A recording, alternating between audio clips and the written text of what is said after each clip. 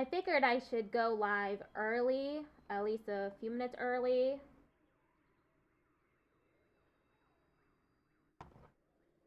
Because I'm gonna get raided into for the trans Lifeline raid train.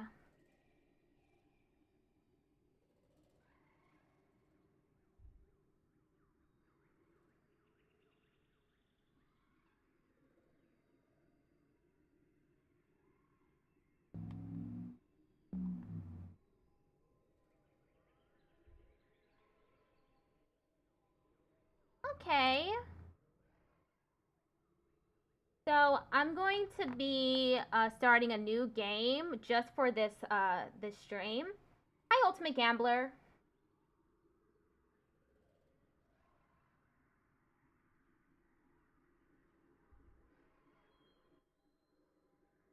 I'll start the game as soon as I get raided.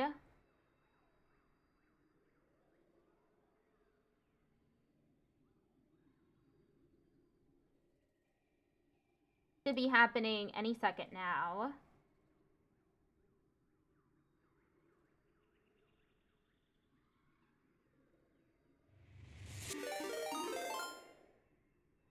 Mittens the mailbox just traded with 34 viewers. Hello! Happy Trans Lifeline raid train, everyone!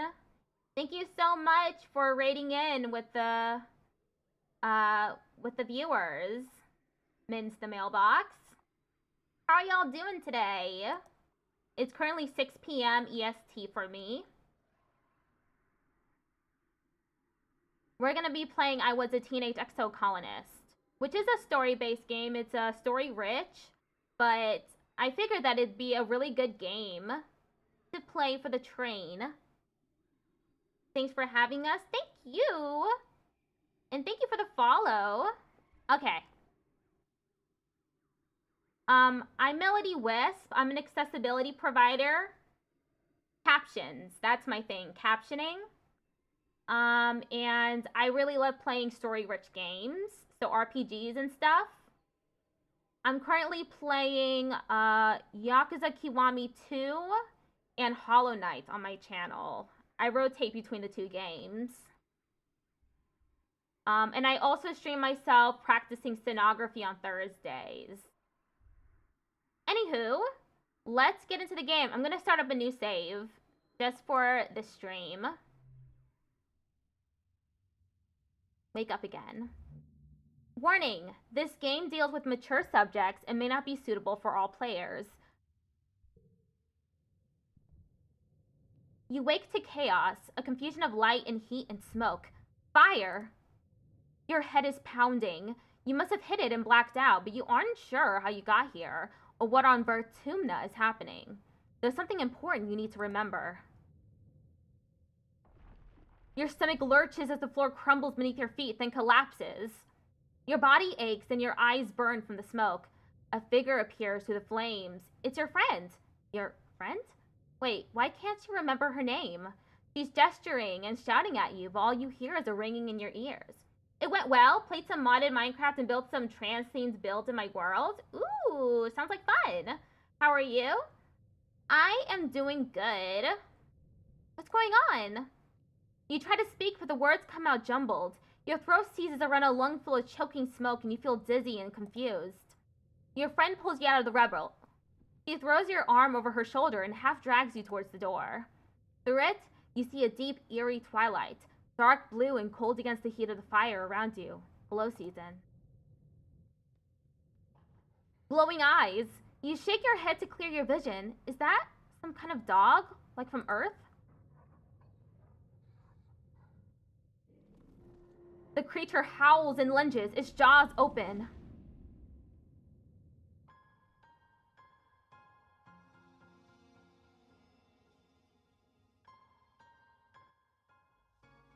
I Was a Teenage Exocolonist. This is a really great game. I've played it twice and a half. So my previous save was in the middle of their adolescent years. You are born on the Stratospheric, Earth's first colony ship, halfway through its 20-year voyage to a wormhole at the edge of the Sol system.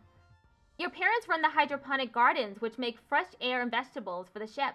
Like the other colonists, they bravely chose to make this one-way journey to the uncharted planet Vertumna the 4th, in the hope they could escape Earth's troubles.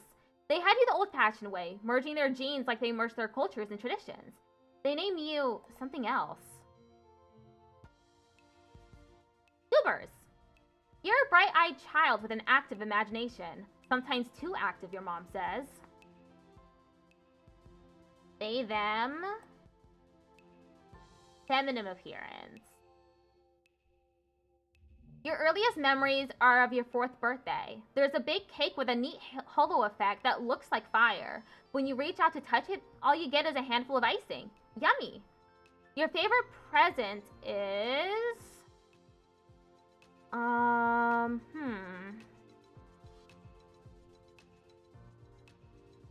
Let's see. +5 empathy. +5 reasoning, toughness, persuasion, animals, biology. How about a doll from Antecedent? You carry that doll with you everywhere and feed it with a tiny spoon you found in the galley. Antecedent helps take care of all the colonist kids. Her daughter Anemone is the same age as you, but she doesn't like dolls. From as early as you can remember, you've had vivid dreams every night. You dream about your friends, but they're more grown up. You dream about your parents, too, only they're more serious. At night, you explore a vast, unexplored wilderness under wide-open skies, enjoying the feeling of rain hitting your face. Except sometimes, you dream of monsters. Sometimes the bad dreams make you scared to go to sleep. So every night before lights out, your dad tells you a bedtime story. You often ask for tales of Earth, a place you've only seen in holovids. Your dad doesn't want to talk about it. How about we save that for another time, he'll say, or maybe when you're older. He prefers made-up stories. Your favorite is...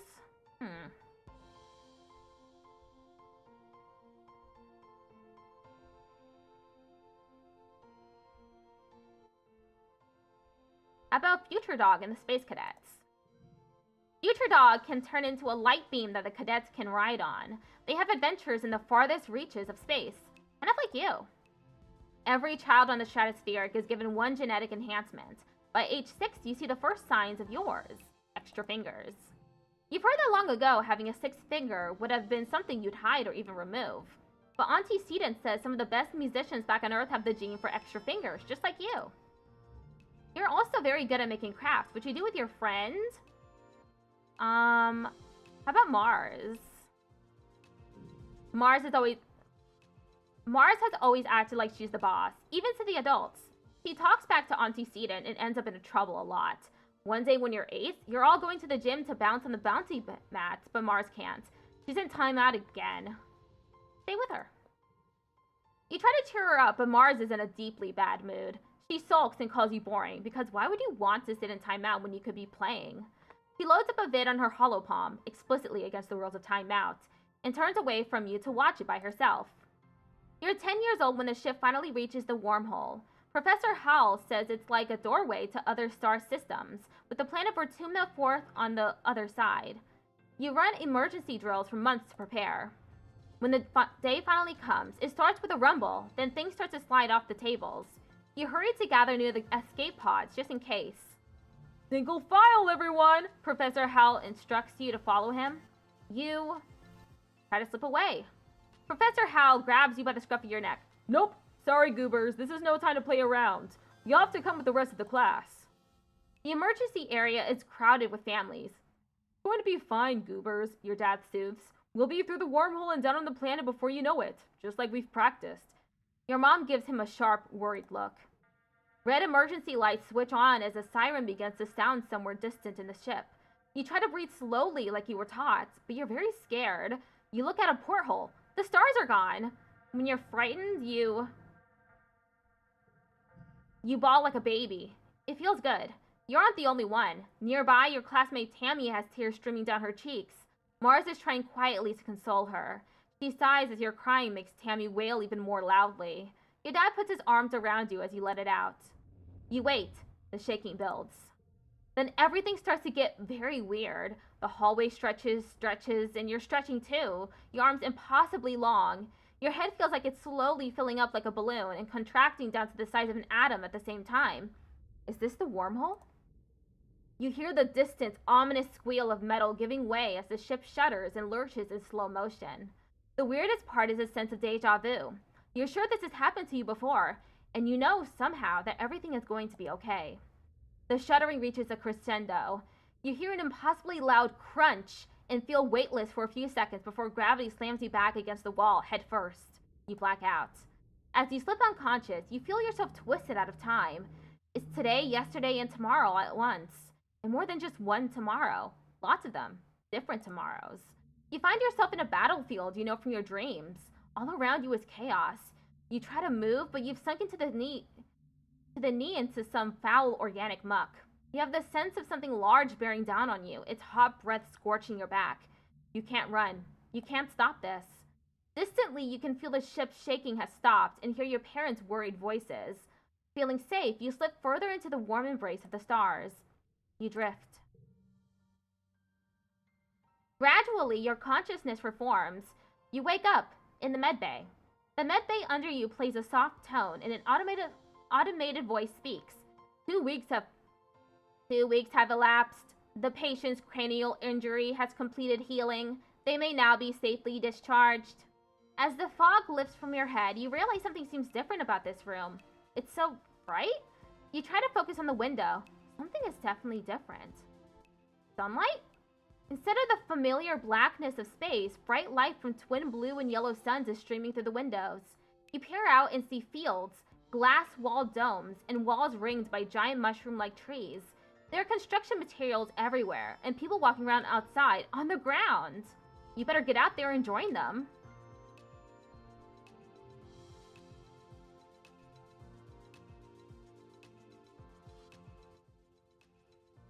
Okay. Wait, I have a controller that I can use. Oh, Tammy jumps as you step out of the ship's quarters behind her. You're awake? Are you all better? You better go see your dad. She points southeast towards some geodesic domes. To walk, click on the ground. Click on characters to talk to them. Tammy looks concerned.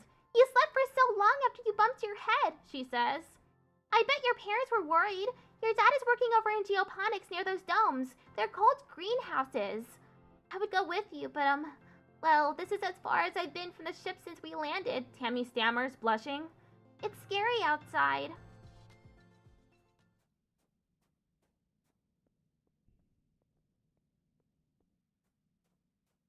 Gotta go to geoponics.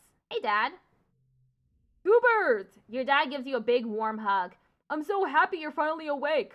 Dr. Instance thought it'd be best to keep you asleep while your noggin healed.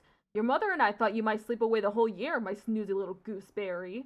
He checks her head and looks relieved. He was clearly very worried about you, but covers it with jokes and smiles. Aw, you love your dad. Welcome to Vertumna, he says, gesturing around you. You've never seen the stratospheric from the outside except in pictures. The ship has been separated in two, and parts taken off to form other buildings, and a big wall around the whole colony. The alien jungle creeps up to the wall. Only the geodesic greenhouses pass outside it, dotting their way up the hill. It's beautiful. I'm glad you agree, he says. Your mother and I, we've been waiting a long time to see grass and trees again, even if they are purple. Oh, before I forget, he pulls a package out from a satchel and hands it to you. You blink and stare at it blankly. Don't you know what day it is? He asks. You honestly don't. You remind him that you've been asleep in medbay. Happy birthday, he shouts, wrapping you in a warm hug. Your birthday already? You feel a dizzying sense of deja vu. You stare hard at the wrapped package. You know exactly what is in there. You remember it. No, you dreamed about this package some years ago on the ship. Inside will be a small medallion in the shape of a sun that your dad made by hand. How did you know this? It's exactly as you imagined, as you dreamed. A feeling of panic rises in your throat. Your hand shakes. But how? Your dad notices. Are you okay, Goobers? He snaps his fingers. Dr. Instant shouldn't have let you out so early. Sometimes those sleeping meds take a while to wear off. They might make your head feel funny for a few hours. You nod. Maybe that's all it is. Someone shouts your dad's name. Listen, I'm so sorry, Goobers, he says, but I have to get back to work. There was an accident when we landed and... He stops himself. Don't worry, we're going to fix it, your mother and I. Professor Hal is expecting you in classes if you're feeling up to it. Your dad says, pointing west to the engineering wing, in the rear end of the bisected ship. Then he points to the large doors he came out of earlier. Or you can relax in our quarters until you're feeling better. We'll talk later tonight, he says, then kisses the top of your head and ruffles your hair. Have a wonderful birthday, Goobers. I love you. I love you too, Dad. Oh, it's Dis. You see Dis sitting on the ground beside some bushes. Is he hiding from somebody? He seems to be watching the gate in the wall to the south where grown-ups are coming and going. Kids aren't allowed past the walls, he says quietly without looking up. They say there's nothing to be afraid of, but then why do we need walls? You stare at the gate and have a sudden rush of memory so strong that you think you might faint. You imagine something crashing through the wall, something enormous and dark and wriggly. 4 years in space, you've had half-remembered nightmares of monsters, of your ship being destroyed, of sifting through wreckage that used to be your home, trying to find something. Your dad always told you the dreams weren't real. Breaking you from your daydream, just whispers, I think there are monsters out there. Our parents will keep us safe. Maybe, Dis mumbles. He doesn't look convinced. He looks down at his feet. If you believe everything they say, I guess you should go to school now. Like a good kid, he sneers. You shake the vision from your head. It was just a dream. This must have made you imagine it with his creepy talk. Why does he always have to be like this?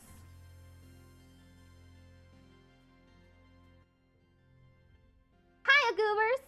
Anemone seems really at home here. She's rolling a sports ball around with her foot, making patterns in the weird blue snow. This stuff is different from snow on Earth, she tells you. Because it isn't cold, but it's still neat, and you can make stuff out of it. Your foggy head clears a little. Anemone is simple, physical, real. You always feel grounded near her. What are you making? Just snow spirals, she says. But earlier me and Cal made a big snow pal. You missed it while you were sleeping in med bay. She smiles her broad gap-toothed smile at you. Now that you're awake, we can play. Have you seen any monsters? Nope, just some little bugs. The grown-ups would say if there were monsters, right?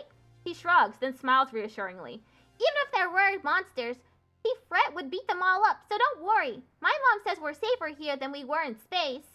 You both look over at the wreck of the Stratospheric, the spaceship where you were born. Anemone's mom, Auntie Sedence, is probably right about that. Look what the wormhole did to your ship. Why aren't you in school? She smacks her forehead. Cool! I wondered where everybody was. I guess I'm gonna be late for humanities class. She doesn't look very worried to you. It's okay, she says. Professor Hal is chill. He won't mind, but we should probably go now. She grins and starts running towards engineering. Hey, race you! No fair, she's getting a head start. The ship's quarters are where everybody sleeps, eats, and hangs out. The private bedrooms are small. You share one with your parents, so colonists spend most of their time in the big common area. There's a lounge and cafeteria and a creche where all the little kids and babies are raised communally. Here is the school again? Over here, right? Yeah, engineering. Study life sciences or study humanities? A low throbbing noise comes from the engine room, which provides power to the colony. Other corridors lead off to the teaching labs and med bay. You know the route to your classroom well, but the rest of this wing is off limits to children. Congruence, the ship's onboard AI, beams down at you from a nearby holoscreen. Don't forget to study hard, Goobers. Study humanities. Welcome, Goobers! Professor Hal greets you. I hope you're all warmed up and ready to study the glorious humanities. History, literature, language, media, and philosophy. And yes, if you're lucky, we'll have a little ancient Earth poetry, too. He seems excited about that last bit. By the way, if anyone is interested in taking engineering classes, please register through Congruence's scheduling system when you have a chance. You'll be helping me teach them. Today's assignment is an easy one, Hal says with a yawn. Because I was up late repairing Congruence's subterminal, and I could use a nap. I'd like you to write an essay on what the Vertumna colony means to you. My friends are all here. You write about all your buds and the fun things you do together. When Hal wakes up from his nap, he asks a few students to read their essays to the class. Mars likes yours because you mentioned her in it. Get to work.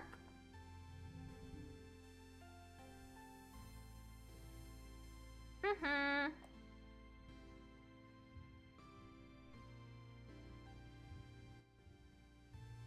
Win!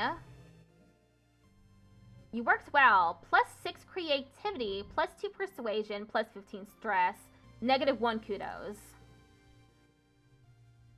Your parents have been working from first dawn to well after dinner every day. You know growing food is an important job, and it's vital to get crops in the ground right away, but there seems to be something more than that.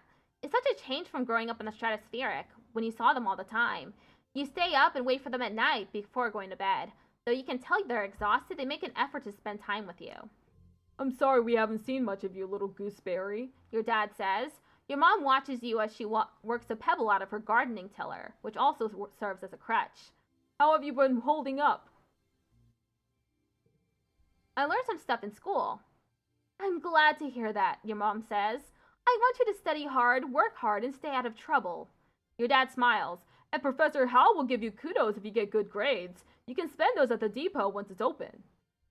You know, says your dad, raising an eyebrow at your mom, I think there are lots of different ways to learn, and school is just one of them. You can learn from working on a hobby or by helping a friend. Your mom shakes her head and sighs, though you can tell she's trying to put on a gentle expression. We both agree that this colony is an experiment, and that means we're going to do things differently than on Earth. You're old enough now to start making your own decisions about your education and future. If that means you find your own way, we'll accept that. Your dad puts a hand on your shoulder. We'll be proud of you no matter what you do. Try talking to your friends. They may have ideas for how you can spend your time. And come by geoponics, your mom adds. We could use your help. Early quiet. Mid-quiet. Anemone. Anemone is bumping a sports ball with her wrist, trying to keep it in the air. Heads up, she shouts and bumps the ball in your direction. Think fast. Think fast. Bounce it back. You bounce the ball back and forth with her, trying to see how many times you can rally and keep it going. Anemone tells you about the new sports ball court, a proper regulation-sized court, way bigger than the little 0G one on the stratospheric. Her brother Com is coaching the junior sports ball team this year. He's so great, she says. He's good at everything, especially spiking. He's coaching me to play awesome like him. You should come join us.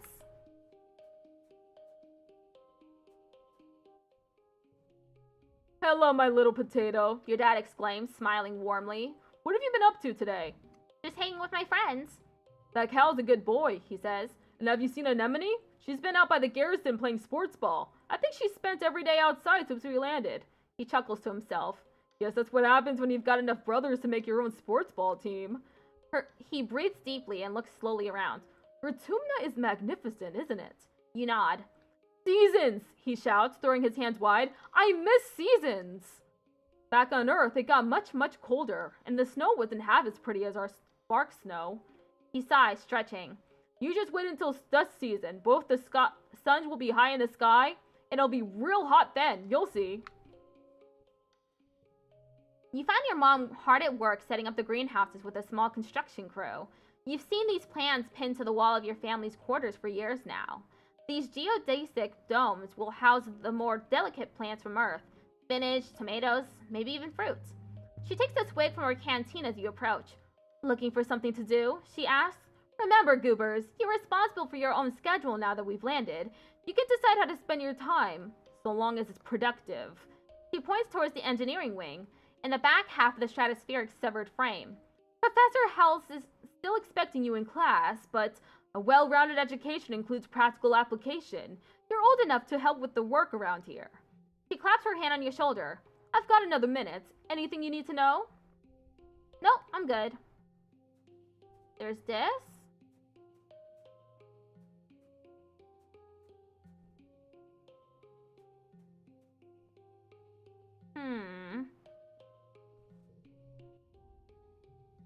Study humanities.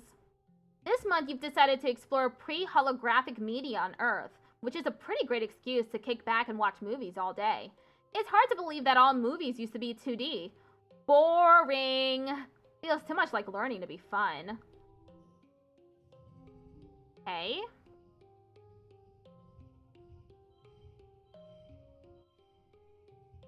Win. You worked well. plus 8 creativity, plus 2 persuasion, plus 15 stress. This week you had a few more bouts of deja vu, remembering what somebody is about to say or do just before they do it. Sometimes they actually do it, but not always. This morning you were sure Professor Hal was going to trip on the uneven floor in the cafeteria and spill his plate of hash browns. You even told Mars to watch. He didn't, though. As Professor Hal walked away, his hash browns safe for today, Mars called you a liar and a dummy. At night, your dreams are all mixed up with stuff that you know can't be real. You're chased by monsters the size of buildings, only to be saved by strange people you've never met. You're holding hands with someone you love. You're crying as you help lift a shrouded body into the colony recycler. Everything seems so familiar, but when you try to recall their faces when you wake up, they're smeared in your memory like wet paint. You've lived this life before. In your dreams, you're sure of it. In the light of day, you try to remember everything from your dreams, but it's impossible. You can't live a lifetime in dreams. Anytime you try to tell someone, they think you're playing a trick or that you're sick and need to go to medbay. You eventually decide to stay quiet about your strange dreams. Why? They're not dreams, they're memories. You've lived it enough times to know, over and over, your head is filled with memories. You've lived and died on this planet more times than you can count. Why are you stuck like this? Being stuck in a time loop would be even harder to explain than having prophetic dreams. It's the right choice to keep it to yourself.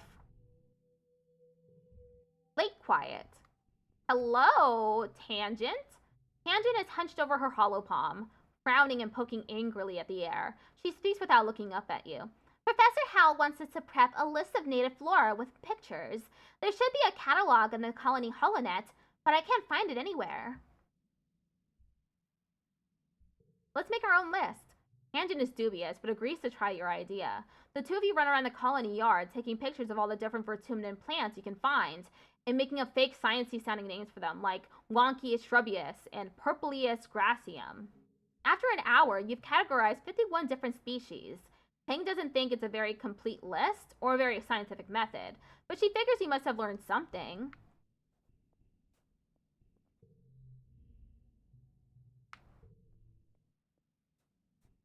Oh, Tammy.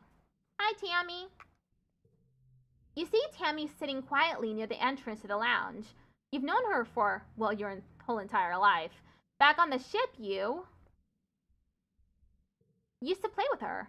Tammy had the best doll collection.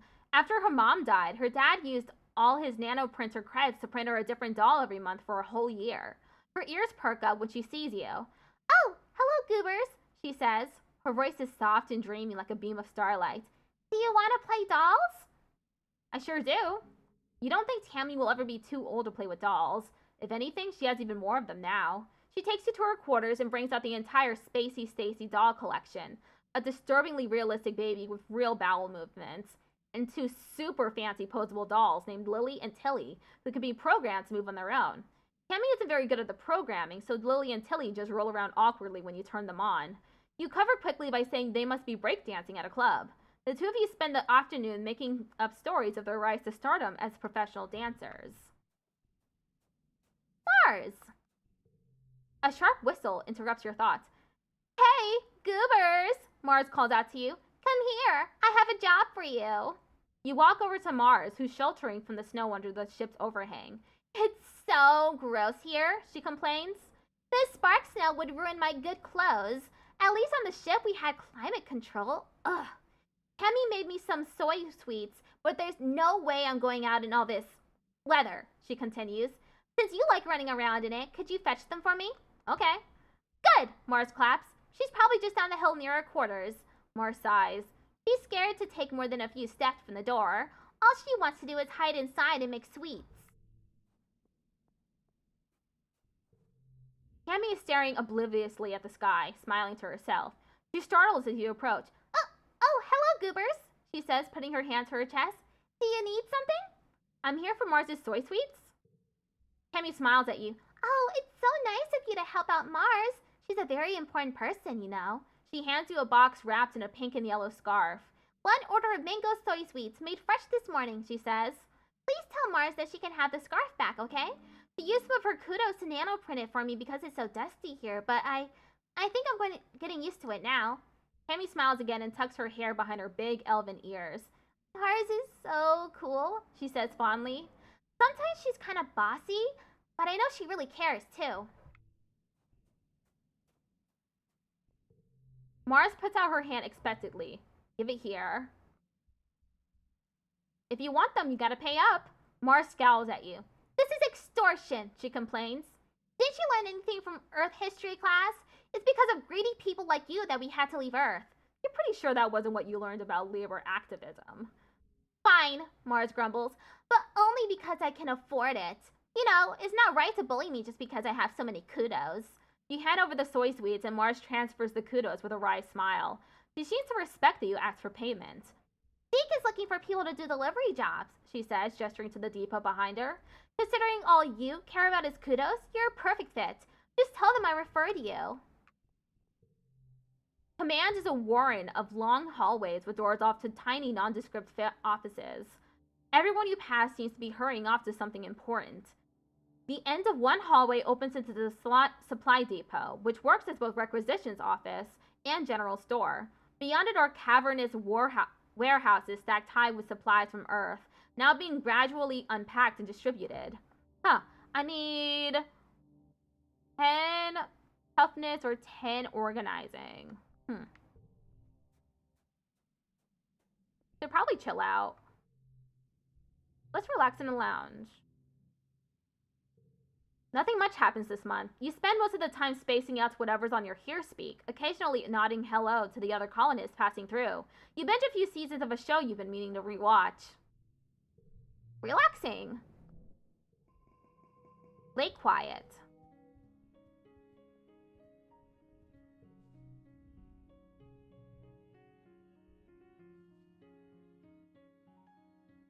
What did I need? I needed 10 organizing.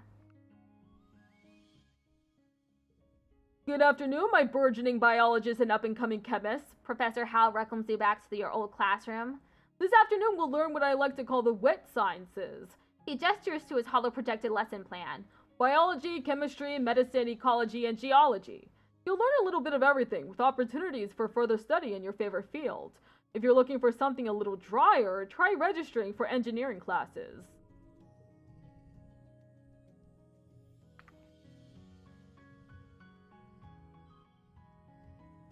When?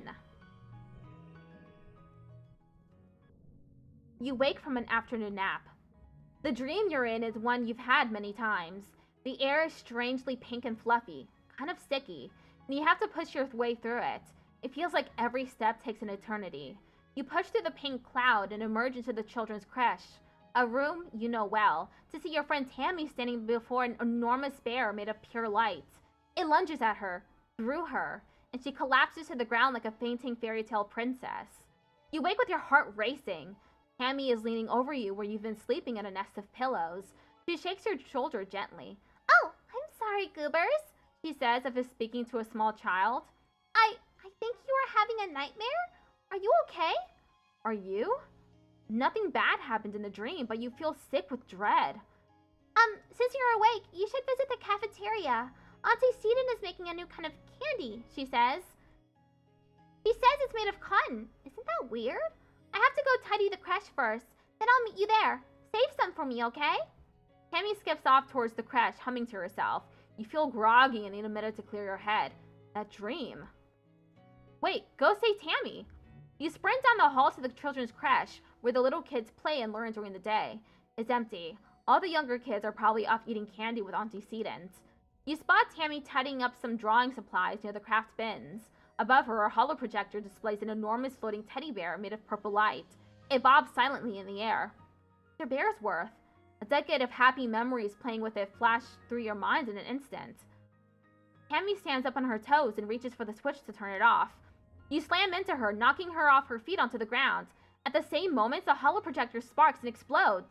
The bear disappears and the whole room goes dark.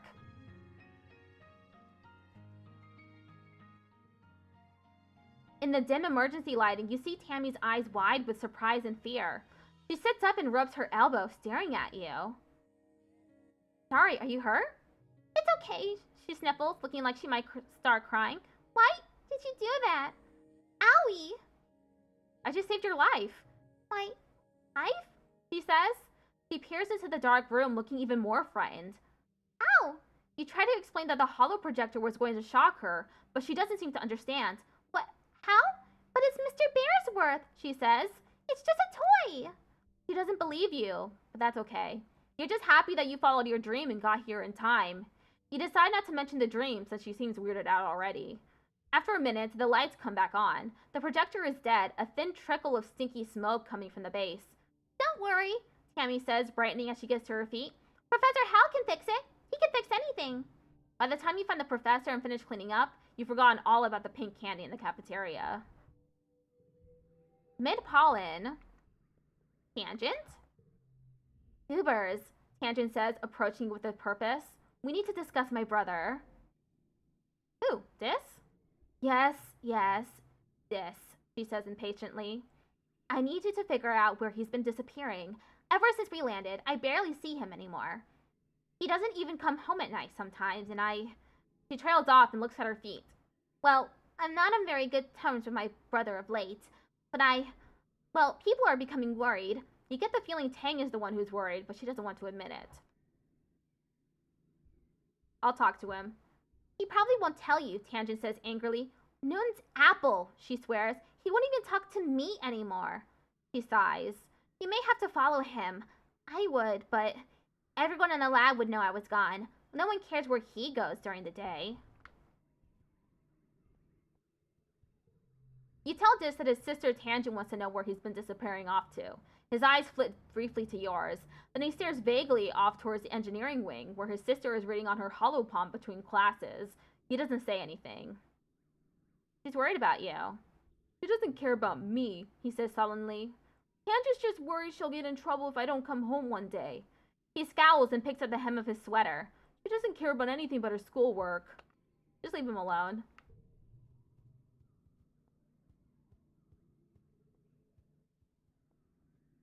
Egg. Cal! Cal is riding around the geoponics on his hoverboard. The board comes to a sudden shuddering stop on the rocky ground in front of you.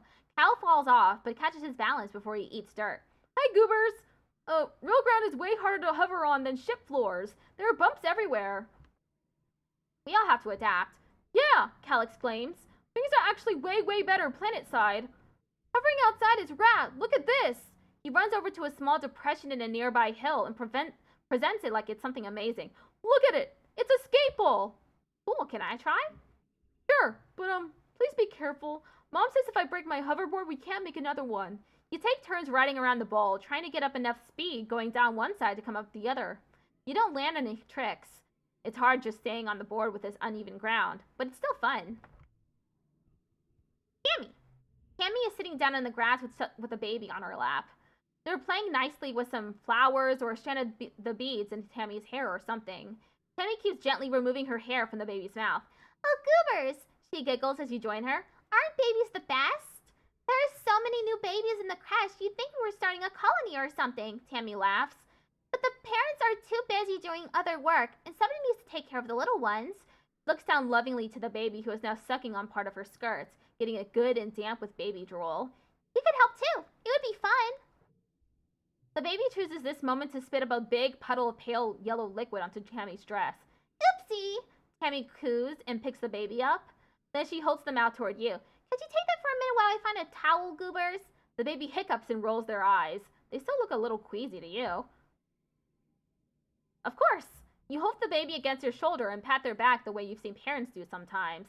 They let out a satisfyingly loud belch, and you feel a trickle of liquid run down your back. But you don't care, because there's nothing better than a fresh baby smell. You decide you might take Tammy up on that babysitting job. Uh-huh. I need 10 toughness. A small team led by the security chief Rhett was enough to keep the peace on the stratospheric. To stay busy, they also ran the exercise gym and sports ball courts. Here on Vertumna, the garrison has expanded fast. They're building a huge wall around the colony and have an outdoor firing range and a big covered dojo. Best of all, a regulation-side sports ball court. Play sports ball. Anemone meets you on the court. She's bouncing from one leg to the other in excitement. My brother Com is organizing the youth team, she tells you. Kombucha offers you a high five in greeting, then tosses a sports ball your way. Let's start with a practice game to see what you're good at. You and Anemone are team captains. Pick your team. Anemone used to practice with Cal and Mars on the ship, but Tammy? He's surprised to see her here. Kong will fill in to even up the teams, but he promises to go easy on the other side. Who's Mars? I'll play Spiker. Mars runs to take position. Seems like she's in it for the glory. Hopefully she'll want to share some of that with the rest of the team. Anemone chooses Kombucha, of course. They bump fists. Your next choice? Tammy. Cal said I should join, but I'm not very good at sports. Where should I stand? She asked quietly. You aren't sure. You assign her to tackleback and tell her to stick like glue to the opposing team's spiker. Maybe she'll get in their way instead of yours? You face off, 3-on-3. Start the game. 29? Whew. I don't have enough for that.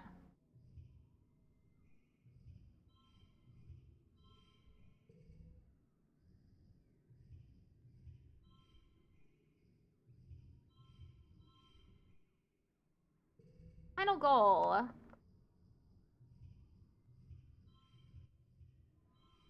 Win! Victorious! Tammy tackles Anemone in a brilliant takedown that surprises everyone. She really took to her role as the immovable object. The score is tied with Anemone and Com putting the pressure on. Then blam! You score the match point with a rad spike all the way from the net line. Victorious! +2 bravery, +1 toughness.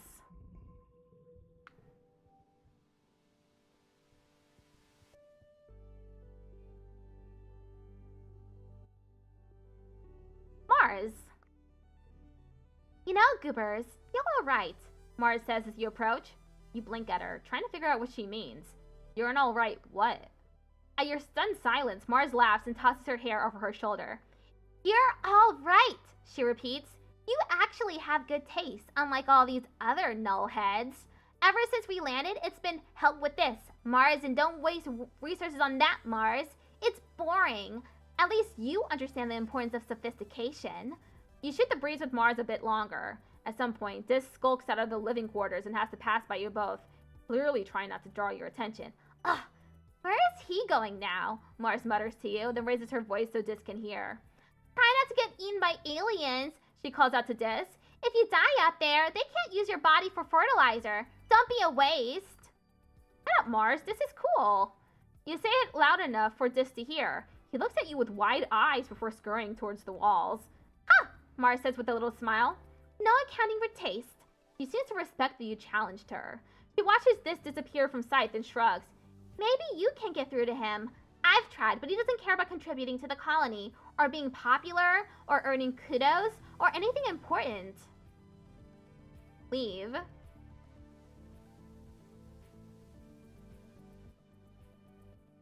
I need 10 toughness, or 10 organizing?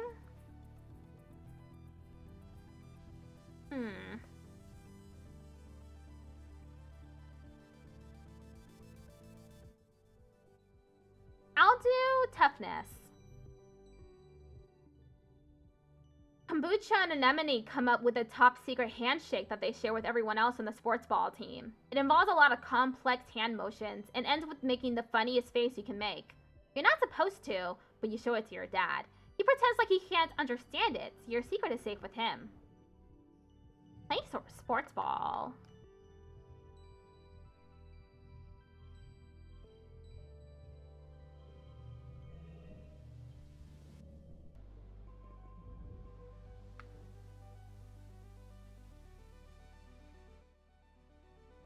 Dad. Dust is such a dry, hot season. Both suns are high in the sky, baking the usually lush Vertumnan jungle. If there's a breeze, it's warm, and you guessed it, dusty. Your parents are up every day before dawn, which comes far too early for your liking. They're usually gone by the time you wake up and home after you're asleep. So you have to visit them at work if you want to see them. Good morning, Gooseberry, your dad greets you cheerily. Have you come to see the harvest? Your mom and I are gathering crops from actual Vertumnan dirt this week. Sure, that sounds neat. He shows you around the rows of corn and beans from Earth. They all look a little yellow and scraggly, not what you'd expected, but your dad enthusiastically points out the vegetables ready to harvest. Don't forget, he tells you, the Vertumnalia Festival is coming up. There will be a talent show and a science fair. I'm sure you're eager to participate, goobers.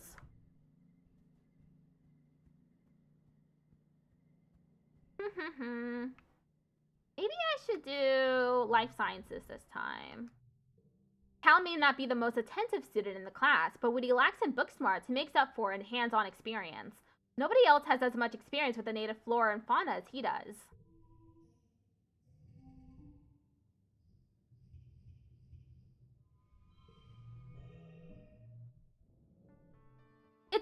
It's time for Vertumnalia.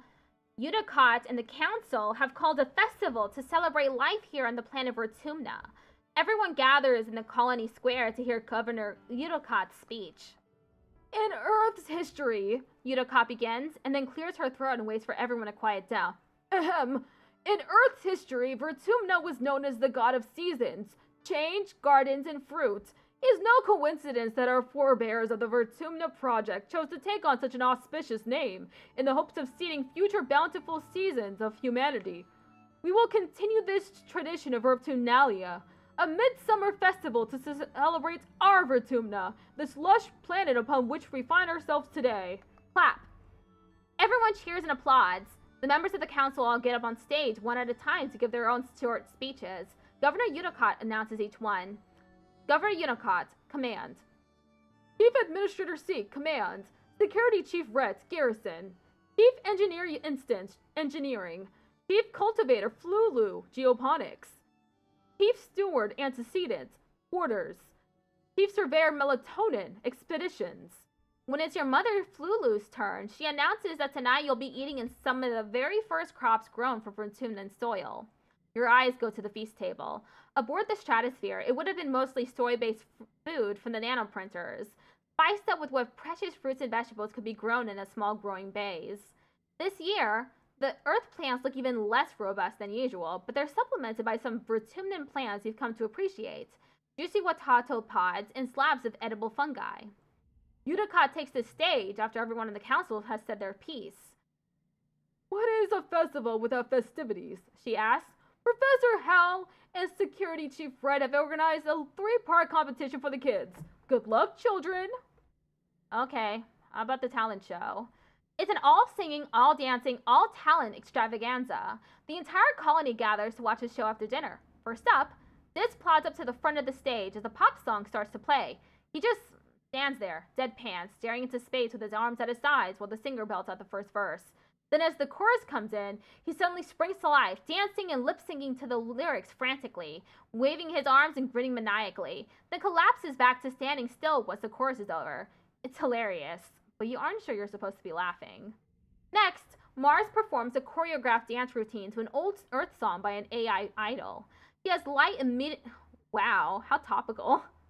She has light-emitting balls at the end of her hair, which she swings around everywhere in the dim light, while controlling a small floating ball drone who dances with her.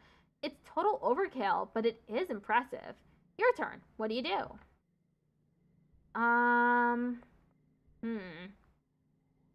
Hoverboard tricks. The goal is 47. Damn. Not making this goal.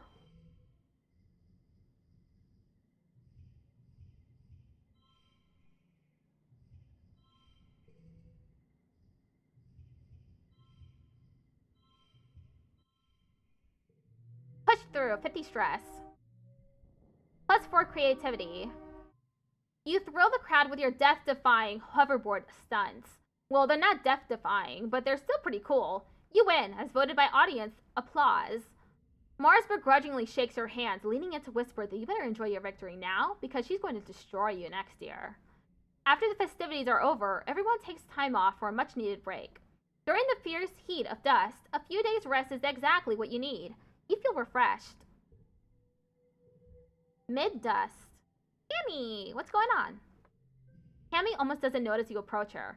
She's bent over her hollow palm, intently taking notes, until you get close enough that her ears wiggle and she looks up, surprised. Oh, hello, goobers, she greets you cheerfully. I'm so sorry, I didn't see you there. You ask her what she's studying, and she flushes pink and tugs on her ear. Oh, I'm not studying, she says. I'm making a list of my friend's favorite things. She laughs, a little embarrassed. And, well, you're my friend, goobers. So, what's your favorite color? Black.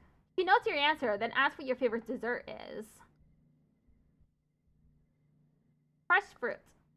Tammy carefully notes this as well. Okay, last question. What is your favorite toy? Dolls and action figures. Me too, she smiles. Okay, now I know what to get you for your birthday. Ask her what her favorite things are. She presses her index fingers together shyly.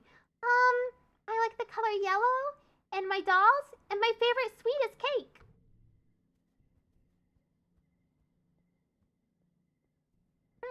What should we do next?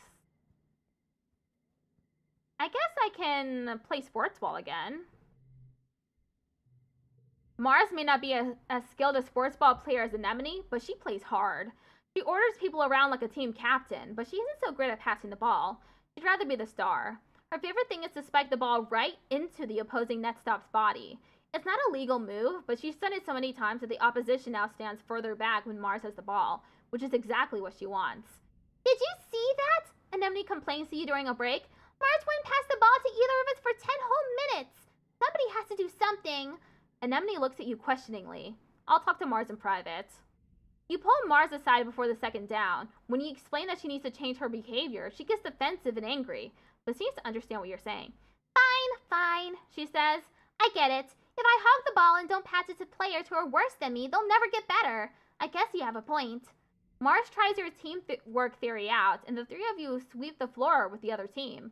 She does a fairly good job of actually being team captain, too, encouraging you and Anemone to play your best. Turns out Mars likes winning even more than she likes being the one with the ball. Get to work.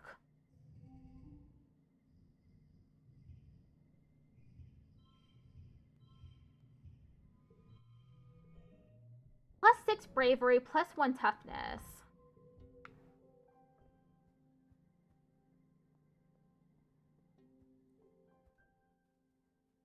How is my toughness right now?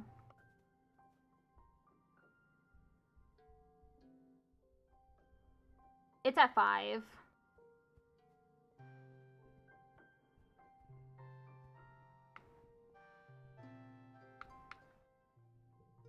Anemone is lying in the dirt, sweating and gasping for breath. It's so hot, she complains. How am I supposed to run in these conditions? Play more sports ball. You're paired with Nougat in practice. You make the mistake of underestimating her, and she wipes the pitch with you.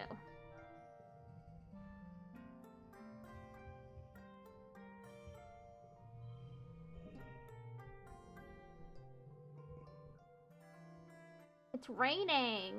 This. It's pouring rain and everyone's trying to stay dry under the grass-roofed palapas. Everyone except Dis, off in the distance over the wall near the sports ball field. Definitely bulking. Just ignore him. Not bothering anyone. Give me this log.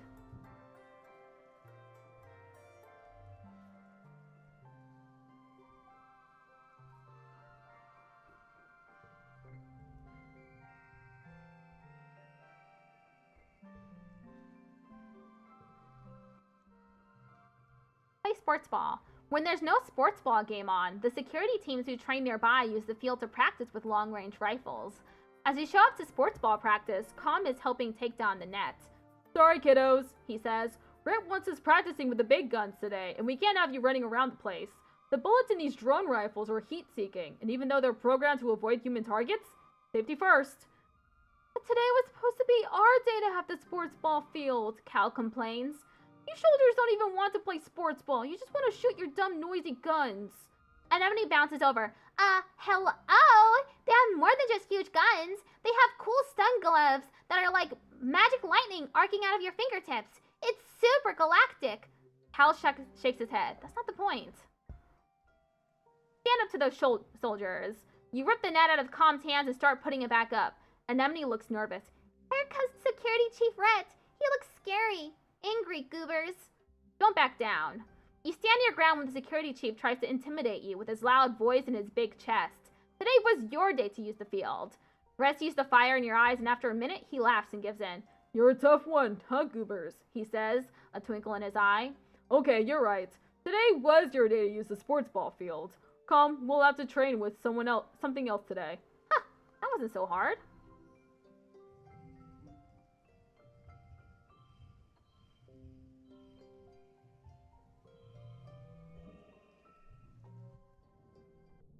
You're having a terrifying familiar dream. A monster crashing through the walls, unfathomably large, every part of it wriggling and moving and searching for something. It tramples through the colony as you watch helplessly. Time shifts to the wreckage of your home. You're picking through it, looking for something. Tears streaking down your dust-covered face as you lift heavy pieces of debris, searching. You wake up shouting no, but your voice is drowned out by a deafening rumble from the skies outside. The bedroom window is covered in water? It's pouring down from the clouds. You guess this must be rain, but you've never experienced it before. There's a bright flash from outside, then another crack and rumble. Thunder! It must be a thunderstorm. It's still the early hours of the morning. You've already almost forgotten your bad dream, but you're too unsettled to go back to sleep yet.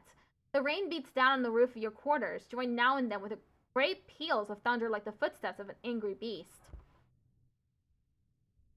Run outside and play in the rain. It's surprisingly warm outside, and the water feels nice hitting your head. Everything smells fresh and damp and wonderful, and the dusty packed ground has turned to squelchy mud between your toes. You don't go too far from the door to your quarters, but it's exciting being outside in the dark, watching dramatic streaks of lightning arc down to the hills behind the colony.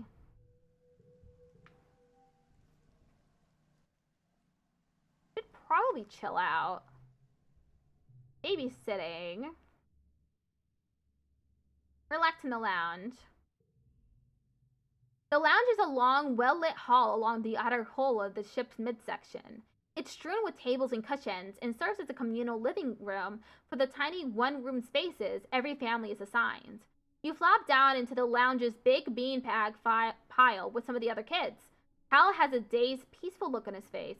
The air smells so good of Vertumna, and so does the dirt even. You notice his clothes are filthy, but obviously Cal can care less. Anemone bounces in. Holy crap! There's so much space to run around and play in! Tom and Chief Red set up an outdoor sports ball court, and it's way huger than the old one on the ship. Tangent carefully selects one cushion from the pile and perches on it. The school's expanding to some of the empty engineering bays, she tells you, and we're getting a big new lab to do experiments using local resources. There's so much to learn about this planet. Anemone rolls her eyes, but Tang continues. We shouldn't forget our studies just because we've landed, she says primly. Ugh, school, let's play outside. Ubers is right, you hear over your shoulder, and you startle to find Dis standing right behind you. Gah, when did he get here? Did you see those huge beasts in the jungle as you were landing? Dis continues, picking at a thread on his sweater until it unravels. I wonder if there are more out there. You've had less of the deja vu dreams come to life feeling this week, and you're starting to think you'd even imagined it. But suddenly you get a prickling sensation in the back of your neck, and remember that Mars is about to enter the lounge and tell everyone to look outside. You stare at the door. Mars walks through it as if on cue. OMG! Everybody, look outside! They're hoisting a flag over command, she says, clapping her hands excitedly. You know what that means, right? She stands tall with her hands on her hips. Vertumna is officially humanity's first exocolony ever! You look out at the flag, feeling dizzy, and silently mouth the words along to what she says next. You remember this moment so well. This is history, kids, she exclaims, wrapping Anemone and Tangent under each arm. And we were there!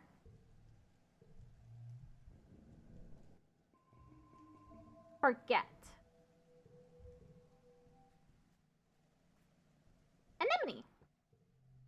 So then I trapped it in my room, Anemone says, telling you all about the bug she saw in her quarters. Its wings were as big as my hand, and it had feelers like, wow! It was bouncing all over the place, like boing, boing, boing. She gestures excitedly, swinging her arms over her head. The bugs here are so big, and they're everywhere. I was gonna give it to Tang, she says. She loves gross bug stuff, but she said I should just let it go because if it stung me, I might get weird mutant powers. I mean, other than the one I already have. And I wanted to see if I got more weird mutant powers, so I started jumping around, off higher and higher things until I was jumping off the back of the ship. And I got in so much trouble, but it wasn't even that high. She stops in her tracks. Hold on, she says, stooping to rub irritably at her knees for probably the 100th time in the past 5 minutes. Ah, I'm gonna die! I busted up my knees and it's so itchy when my scales grow in.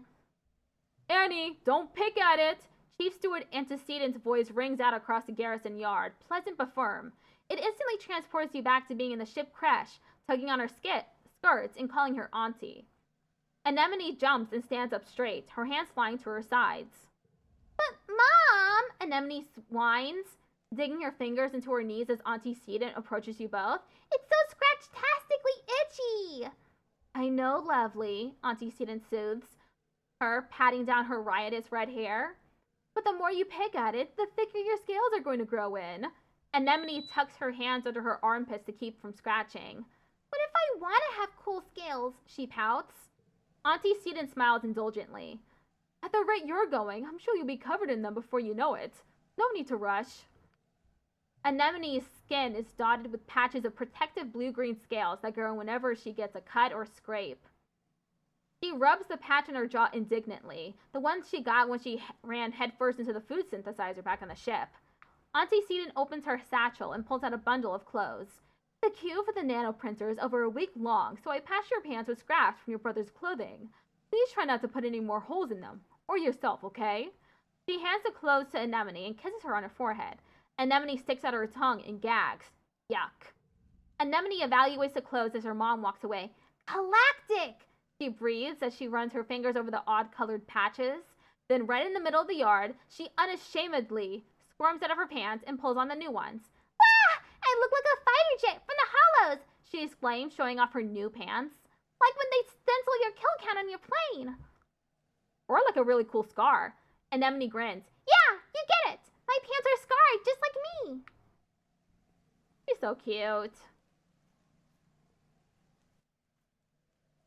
I still need some toughness. What's it at now?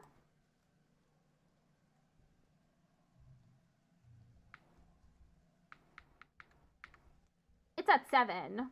I just need 3 more. I need water.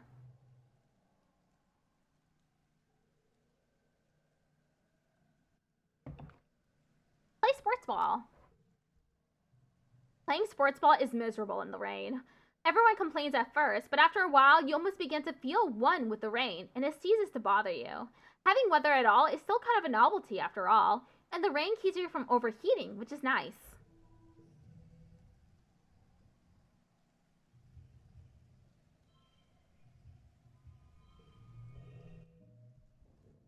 The days have been getting shorter, with only the yellow sun barely skimming the horizon.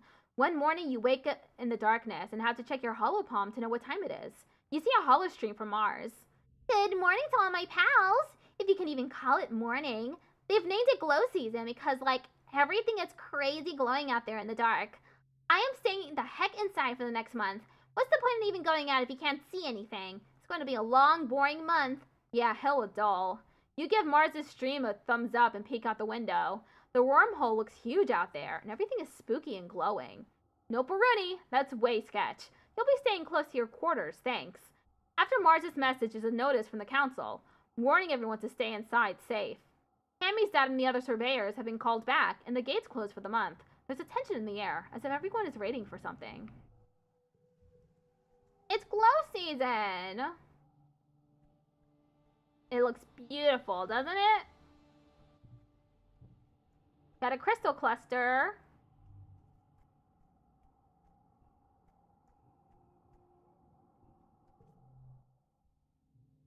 Training in the dark is really hard. You lose a lot of sports balls under the bleachers and in dark corners this month. You submit a request to engineering to make some sort of glow-in-the-dark paint so that it's easier to spot the ball, but it gets rejected for not being a priority concern.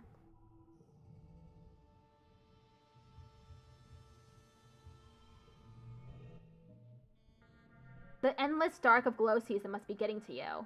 All week you've been having nightmares. Something is coming. Something bad is about to happen. A dreadful mantra repeats in your head. You're hardly even surprised when the emergency sirens start up. You peek out at the gates. Yes, they should be closed, but they're open, just as you dreamed or remembered. But the details are foggy. They were monsters. The closest assembly point is the children's creche. But from the opposite direction, you hear shouting and loud popping noises. Gunfire! Is the colony under attack? Help fight. You'll try your best to be brave and fight back. First, you dodge some helpful grown-ups who point you back to the crash. Then, you head outside to get your bearings.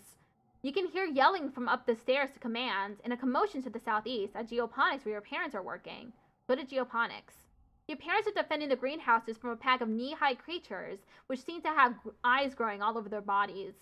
Their oily flesh ripples with a constant subtle motion as the individual eyes blink one at a time incessantly. You can't tell which end is which with these horrible things. Feels familiar. Cal is standing nearby. Wide-eyed, he slowly picks up a shovel and moves beside you. He reluctantly holds the shovel in front of himself like a weapon. Easy, doggies, he whispers. We don't want to hurt you. Get out of here, both of you, run! Your mom shouts, attracting the pack's attention. In a flash of remembering, you lock eyes on one of the creatures. You've done this before.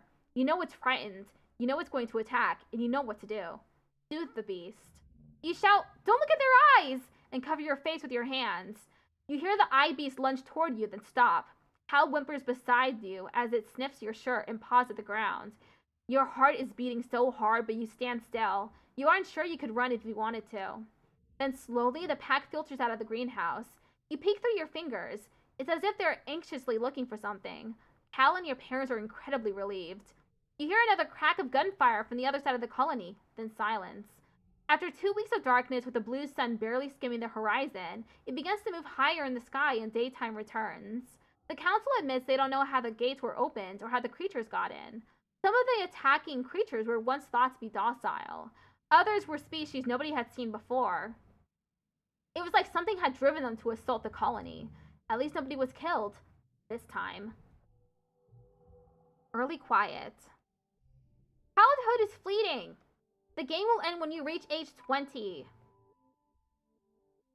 I have +9 toughness. Start age 11.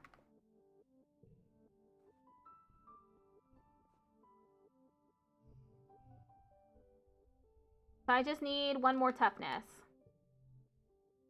You run into Cal and Anemone on the hill behind the garrison at a small construction site. They seem to be throwing logs. There are a bunch of them lying at the bottom of the hill. It's a caber toss! Anemone shouts to you, then grunts with the effort of lifting a 6-meter-long mush tree pole. She throws it like a javelin down the hill and sprints after it. My best record! She shouts and ties a piece of caution tape to the end of the pole. Your turn next, Cal says, pointing to a neatly stacked pile of construction poles beside you. From the looks of the nearby construction, there are probably destined to be a new lookout tower nearby. Someday. Use a thick, heavier one. Ad starts at 1 minute. Challenge mode! Wee-woo, wee-woo! Cal makes a noise like a siren. He shouts down to Anemone. Goobers is gonna throw a big one, so you better get out of the landing zone! The pole isn't actually that heavy, but its length makes it hard to balance. Dome Van's official just traded with 6 viewers. Hi! Thank you for the raid! How you doing? Welcome to the Trans Lifeline raid train, everyone.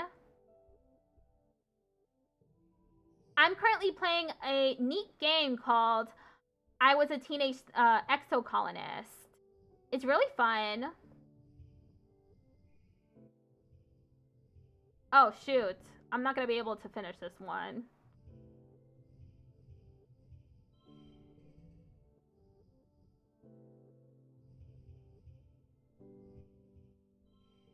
Defeated! Whoops. You fumbled your throw and the pole only makes it halfway down the hill, rolling a little before it comes to a stop with the others. Bonus points for rolling, Cal announces, and Anemone finds another piece of caution tape to mark your pole. You play for the rest of the afternoon, adding rules and variations as you go. You don't stop until the entire stack of poles are in a jumble at the bottom of the hill and decorated festively with caution tape. It's a wonder you get away with this. You're ready to eat? Okay. Hope it's tasty. So much has happened in the last month since the monster attack during Glow. The idea of this planet as a peaceful utopia has been shattered. The security squads are training new members and keeping close watch on the gates now. They're reinforcing the walls and even installing a few robotic turrets. In class, you have drills on what to do if the colony is attacked again. And all the excitement. You forgot today was your birthday. Your parents haven't forgotten. They wake you up early with the enthusiastic shouts of surprise. A Vertumnan year is only a little longer than a year on Earth, so you've taken up to its calendar for birthdays. Yours is in the second month of quiet. Spark snow drifts slowly past your porthole window as you snuggle with your dad. Your mom climbs up too and sits on the edge of your bed. Your dad pulls a bowl of fruit from behind his back with a flourish, like a magic trick. At least you think it's fruit. What are those? Bobber fruit, your dad grins. The foragers have been picking these just outside the walls. They might look funny, but they're tasty. Try one. You take a cautious bite. The pulp is soft and tastes a bit like lemon, only more blue.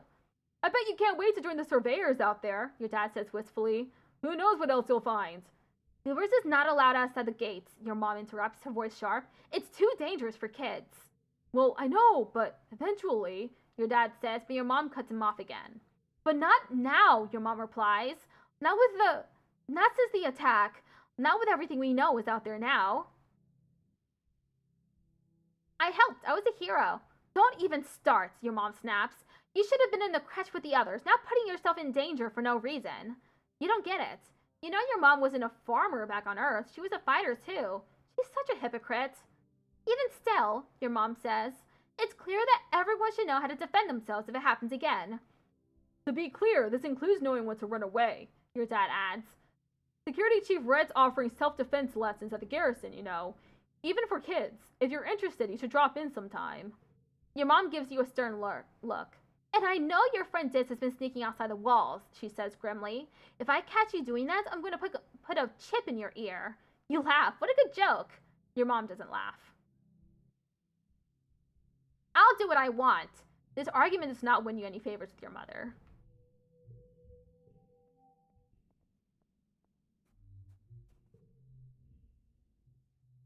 This is sitting in the grass near the big gates that lead out to the jungle. He's just staring out into nothingness and picking absent-mindedly at the weeds. He pretends not to notice as you approach. You want to play a game? He draws his knees up under his chin. Not really, he mumbles into his sleeve. What about a holopalm game? No, he speaks more formally this time. Just leave me alone. Unfortunate. Apply to deliver supplies. Chief Administrator Seek greets you at the depot. They look you up and down. Goobers, you've never struck me as particularly responsible or organized. The children never are. What makes you think you'd be a good fit for the position of courier? You didn't realize this was going to be a job interview. I can carry a lot? Strong for your age, maybe. But lucky for you, you're the only applicant this week. You've got the job. For now, anyway. They use their elegant stylus to note this on their holopalm. Her style is fire? Yes, it is. I especially like, I don't know, everything about it is really nice. Hello! Rainbow Cadmum just traded with 3 viewers. Thank you for the raid! Second raid in the past, 10 minutes or so. Spectacular! How are y'all doing? Ooh! Pigwood has just traded with 9 viewers. And another raid! How are y'all doing? I'm currently playing a game called I Was a Teenage Exocolonist. Hi everyone, I'm Melody Wisp. I'm an accessibility provider, captioning, and I like to play RPGs and story-rich games. This is one such game. It lets you create a non-binary character, which I really like. Hi, Brain Globule. Thank you for the raids, everyone. We just unlocked Deliver Supplies in Command. But we gotta chill out. These are all our friends. And this is the world we live on right now, this planet. An alien planet called Vertumna. Relax in a lounge. You spend several hours a day obsessively checking the local holonet for updates. With so few people in the colony, social media can be very dead. It feels like you're talking to yourself sometimes. You try to start a few conversations, but most people are busy at work or school. Let's forget the baby one, giggling. Let's deliver supplies.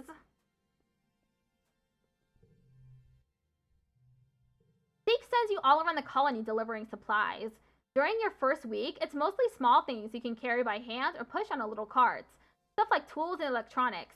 Some are high priority, which means you have to move fast. It's fun getting to yell, "Important delivery coming through!" if people actually get out of the way. Get to work.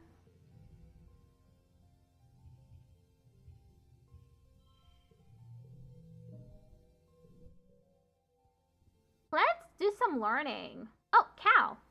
What's up? You're looking for Cal in the garden when you nearly trip over someone else, one of the younger kids, and they're blindfolded? "Hey!" they exclaim, ripping the blindfold off their face and throwing it on the ground. "Thank you so much for welcoming us, late to my own raid." That's cool. It's Cirrus, one of Anemone's brothers. He glares at you. "I was almost done. Hope you're having a great stream." "I am. We raid out in 46 minutes. Cal jogs over and grabs Cirrus in a friendly headlock, ruffling his messy red hair. "Dude, you were so close." Cirrus stamps his feet and complains that you got in his way. "It's not their fault," Cal says. "They didn't know we were playing a game. Give me a sec, I want to teach them how to play." Cal turns to you as Cirrus leaves. "Sorry, goobers," he says sheepishly. "I was teaching Cirrus a new game, but he's more like an anemone than I thought. Real competitive, you know?" He stoops to pick up the blindfold, brushing off the dirt. "I've been trying to come up with different kinds of games, other than sports ball," he says. "No winners or losers. I just want to have fun with my friends." Cal looks at you hopefully. "You want to learn how to play?" "Let me check my schedule." Yes." Cal's smile looks like it's going to stretch right off of his face. "Radical!" he shouts, jumping up and down with excitement. "Okay, so first put on this blindfold." The blindfold is a little scratchy and smells like dirt. You can feel Cal's big hands on your shoulders. "I'm going to spin you around, and when I let you go, you got to listen to my instructions. We're going to walk all the way down to the cafeteria, okay?" You nod. You can't see Cal's grin, but you can hear it in his voice as he spins you around and counts to 10. 1, 2, 3. "First," Cal says, "you gotta walk forward 10 steps. Do you follow Cal's instructions as best you can, or make things difficult for him? Make him work for it. You take 10 large steps, feeling the squelch of dirt under your shoes as you wade into the garden beds. "Goobers!"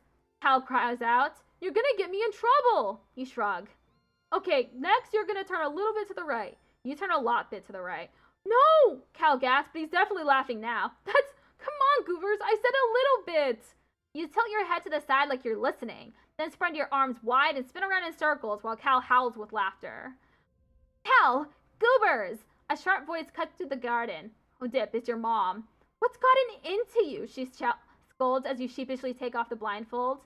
"Get out of the garden beds this instant, child, or you will be in so much trouble." Cal looks gutted. "So sorry, Auntie," he says, staring at the ground. "I was trying to teach goobers how to play a new game, but I didn't do it good. Are you gonna let him take the fall for you? Speak up." You tell your mom it was your fault. She raises her eyebrow at you. "I know, goobers. You're the one I caught trampling the turnips. Both of you, get out of here for the rest of the day, and no more games in the garden." Cal squeaks as he grabs your hand and you run out of the garden, away from your mom grousing about the broken plans. When you're far enough away, he turns to you and bursts into giggles. "That was wild," he shouts. "Thanks, goobers. I really want your mom to like me and let me help out in the garden more. It's my favorite place in the whole colony." Aw, so sweet. Too bad I got in trouble with Mom, but other than that... Maybe we should learn. Study life sciences or study humanities? How about life sciences? For today's lesson, Professor Hal tells you, we'll start with a fun group project. You'll be studying the mush tree, a prominent natural resource native to Vertumna. In the ideal conditions, it can grow at a speed of over 1 meter a day and have a diameter of up to 30 centimeters. He stands on his tiptoes and gestures to illustrate. Your team will experiment to find those ideal conditions. You're teamed up with Tang and Cal and are given a mush tree spore and a bucket to grow it in. The rest is up to you. Tang looks up surveyor's notes on the holonet. Mush trees, she reads, are most abundant south of the colony in the stormy, moist regions of the subaqueous swamp. What if we use water instead of soil? Cal suggests, like they do with hydroponics. Tang nods. If they like wet weather, that might work. Givers, do you have any suggestions? Sing to it daily? Run an electric current through it? All of the above. Why not try everything? You fill the bucket with water and spark snow crystals, and attach a small battery to run a weak current through it. You push it over to a spot under a grow light and plop your spore inside. Every day you rush into the classroom to check on its progress. You and Cal sing quietly to it. Tang refuses to assist in that part, but it doesn't grow. By the end of the week, your bucket is the only one with no plant at all. You don't know what you did wrong. Maybe everything. Professor Hal is disappointed. Your experiment wasn't very scientific. If something had worked, how would you know what it was? You don't even get half marks for efforts. Oof. My bad.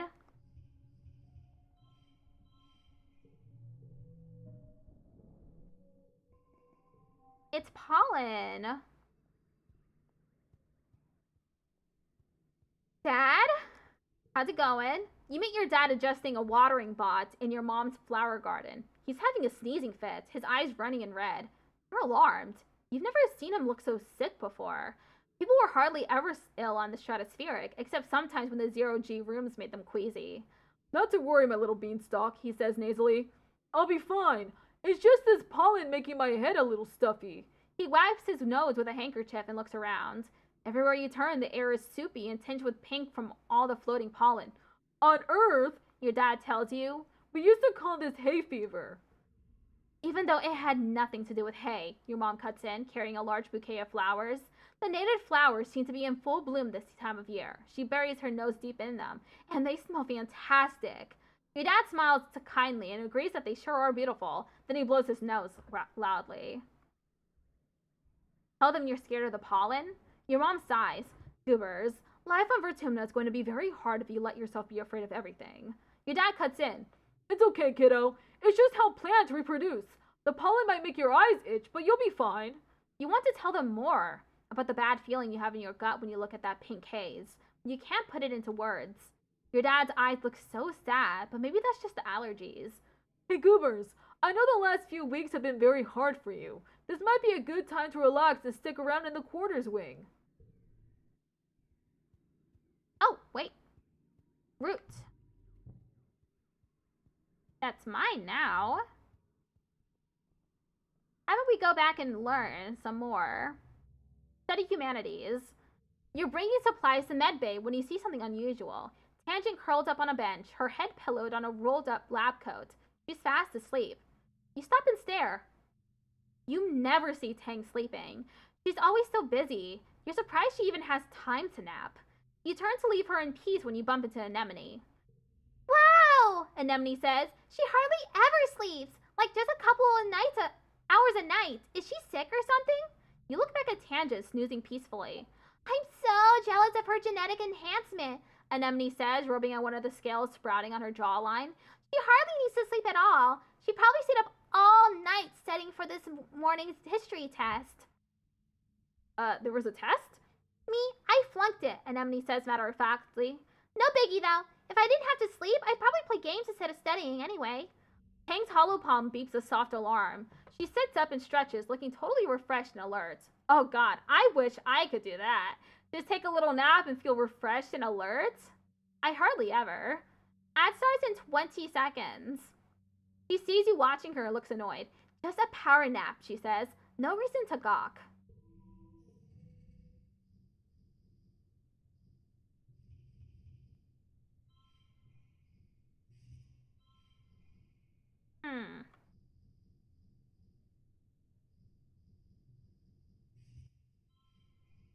There! Okay, be right back. Ad break is gonna start in a few seconds.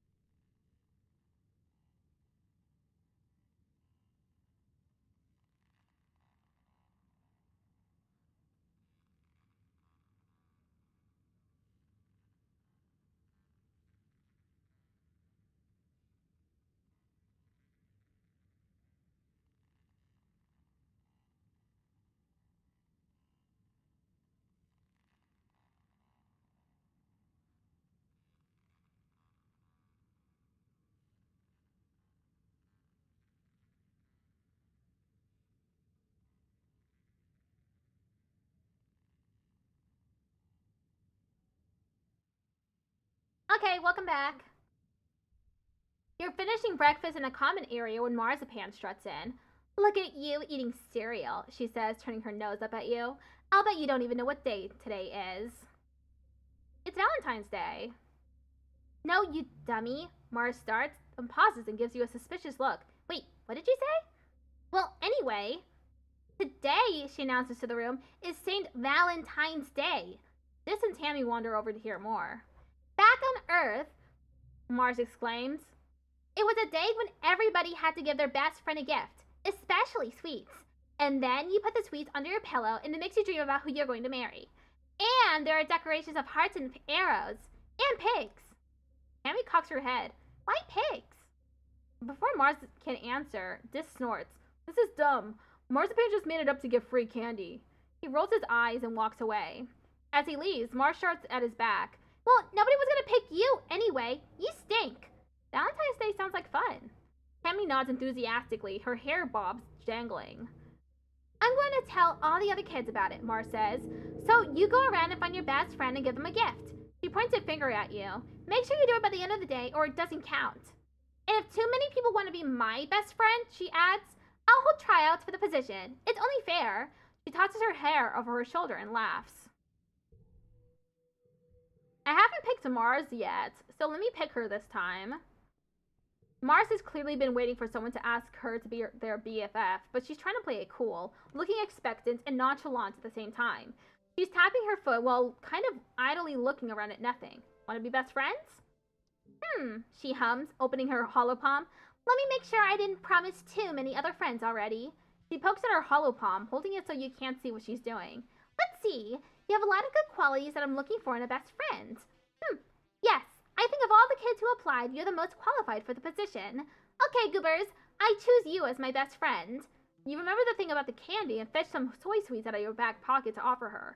They've gotten a bit soft and warm. What flavor are they? She asks, holding each one up to the light to appraise it. Ooh, a green fizz. Those are rare. Then she surprises you by handing you an entire bar of chocolates. A whole week's rations. Wrapped like a present in a scrap of iridescent cloth.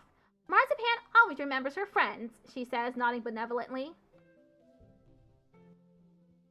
How sweet of her to give me some candy for Valentine's Day. It's been a while, but it's time to attend a meeting of the Secret Fun Times Club. Mars started the SFC years ago when you were little kids. Tangent and Tammy agreed to join at the time, but then you all got busy with other things and forgot about it. What with the wormhole and the crash and learning how to survive on a new planet and all. You meet in an unused conference room in Command, which Mars says is perfect for a secret club. Club President Mars brings the meeting to order. Tang, Vice President of Writing Down Secrets, records the meeting notes on her holopalm, while Tammy, Vice President of Tea and Snacks, passes out watato juice in little cups. As Vice President of Fun Ideas, it was your job to come up with something for the club to do today. You chose making friendship bracelets and brought all the supplies you'll ever need. Today, Mars announces, we're gonna make friendship bracelets, and I have an even better idea. We're gonna sell them to people for kudos. Tammy puts her hand up shyly, as if she's in class. I don't think we're supposed to trade our kudos for things except at the depot, Tammy says nervously. We're only supposed to give them to people, to say thank you. Let's start a business. We'll be rich. Well, Mars suggests, then we give our bracelets to people. And if they don't say thanks with some kudos, we take them back. It's hard to argue with her sheer force of will sometimes. If there's a loophole, Mars will find it. The four of you spend the afternoon braiding bracelets out of recycled bits of wire and bright plastic packing straps. Tangent dutifully counts each one on her hollow palm, while Mars motivates you to work harder and faster. She promises 2 kudos to whoever makes the most bracelets. Tammy's already way out ahead, but work your butt off. A goal of 58? Damn, I'm not making this goal.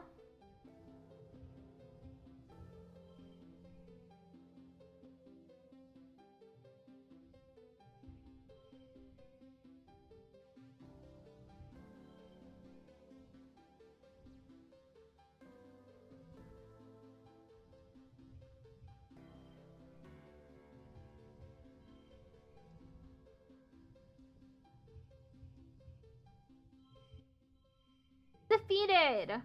Tammy's deft fingers have practiced this so many times she doesn't even need to look at her work. She's a bracelet weaving expert. Her color choices are a bit random, though, resulting in questionable combinations, like olive green with hot pink. Mars takes all the bracelets at the end of the day. After I sell these, she says, I'll put the kudos in the club treasury. Meeting adjourned. You ask Tangent and Tammy if they think Mars is actually going to sell them. I think so, Tank tells you, but the club doesn't even have a treasury. She'll probably just keep the kudos for herself. She doesn't seem to care. You didn't work very well this month. Oh well. Oh, a log.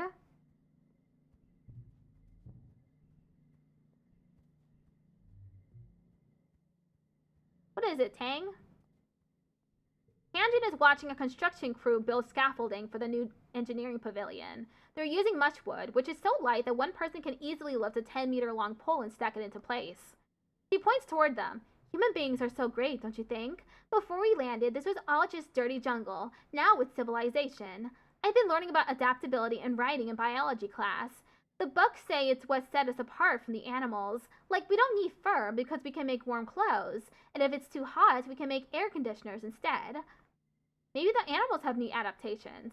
Andrew rolls her eyes at you. Maybe, but even if they do, I haven't seen any sign of intelligent life here. It's just those big, dumb xenofauna.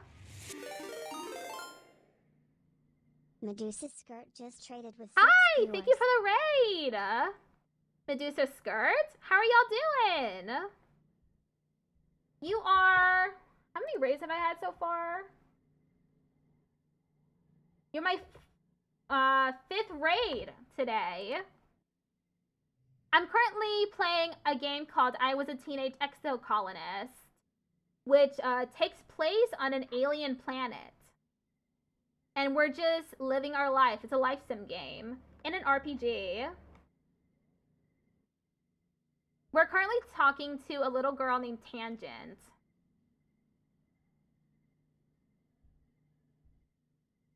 Yang looks skeptical. Doing good. Was doing some Hades 2 speedrunning. Ended with a personal best right as my rice is done. Ooh, cool. That's really awesome. I'm happy for you. I hope you had a lot of fun. Tang looks skeptical. They're still animal scoopers. Maybe they're just pretending to be nice so you'll feed them. You're lucky it didn't eat you. She folds her arms. Dora's moth look cute, but one can eat through a bag of rice in less than 30 minutes. Even an herbivore can be dangerous here. It doesn't have to want to eat you to be able to hurt you. I love running into trans lifetime rain trains when they happen, so here I am. And I love participating in them. They're so much fun. Thank you so much for raiding into the trans lifeline raid train. Got a raid and run though. Rice cooker needs unplugged. Okay. Thank you. And I hope your rice is delicious. Together, you watch as the foreman puts the blueprints for the scaffolding onto the floating screen of her hollow palm and raises it to the scaffolding to check their progress. I'd like to see an alien do that, Tank says primly. Humans look defenseless and weak, but we're the strongest species in the galaxy. Who else can literally bend reality to their will? Not a stupid alien, that's for sure. She puts one finger to her chin. I'm living proof that humanity is greater than our biology, she says. All of us are, really, with our genetic enhancements. We're the next step in humanity's evolution from great apes to galactic superspecies.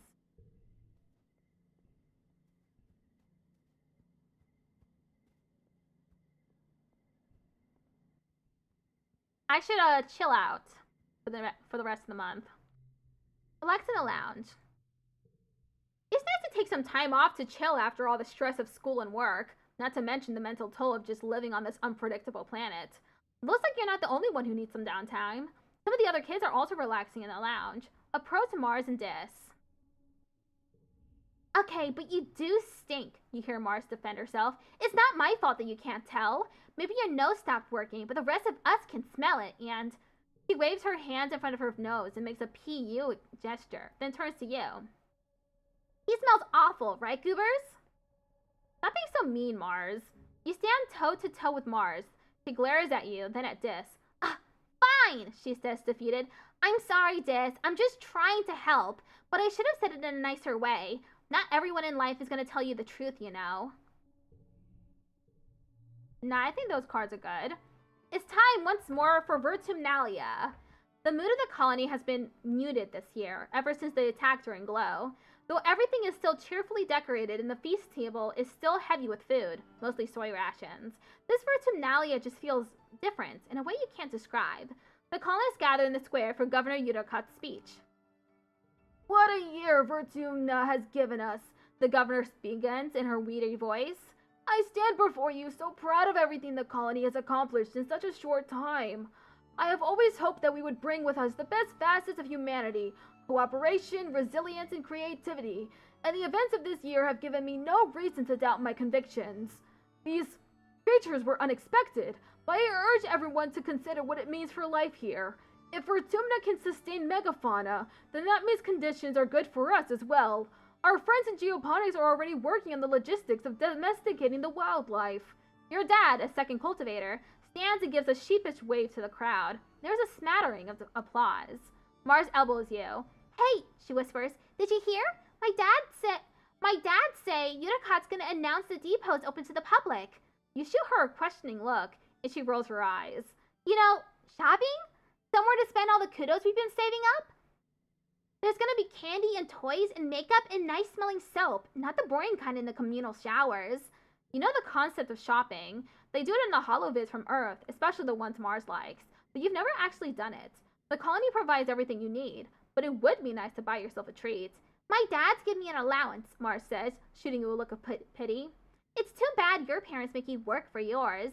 You and Mars tune back into the speeches just as Udocot, as predicted, announces the opening of the general store at the depot. Mars gives you a knowing look as she claps. Udocot gestures for the council members to stand. Finally, the council remains unchanged from last year. We are, as always, proud to serve you and the colony as your government. The music starts up as Governor Udocot finishes. Thank you all for your hard work and your perseverance this year, she says over the ruckus. Together we build the future. The crowd disperses and sets up for the annual Vertumnalia Games. Just like last year, there's a talent show, a science fair, and bot wrestling. Now with an obstacle course. Which one do you participate in this year? Bot wrestling biathlon. And Anemone and Cal join you for the bot wrestling biathlon. So called because Calm has added a hologram obstacle course this year. Competitors will each get a turn to wrestle a hydraulic bot, trying to keep it closed for as long as possible.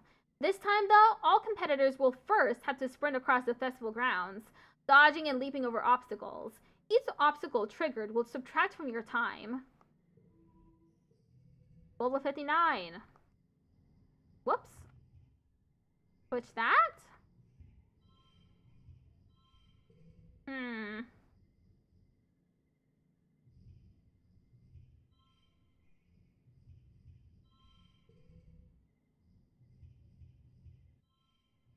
Push through. Wow, look at you go. You do it. You didn't expect the hologram obstacles to move. The last one dances around and gets in your way when you get close, but your reflexes are fast enough to dodge it. Tom hoots and hollers proudly at you when you absolutely destroy the competition. Even Anemone has to begrudgingly accept you beat her fair and square. She shakes her hand and tells you she'll win next year. After the festivities are over, everyone takes time off for a much-needed break. Mars organizes a water fight that takes over the whole colony, even the adults. It brightens everyone's spirits, even in the thick heat of dust. You end up on top of the western wall with this, launching water-filled poof shrooms down on an unsuspecting Anemone in the sports ball court below. The walls seem like a neat place to hang out and relax, much quieter than the lounge if you're looking for some solitude.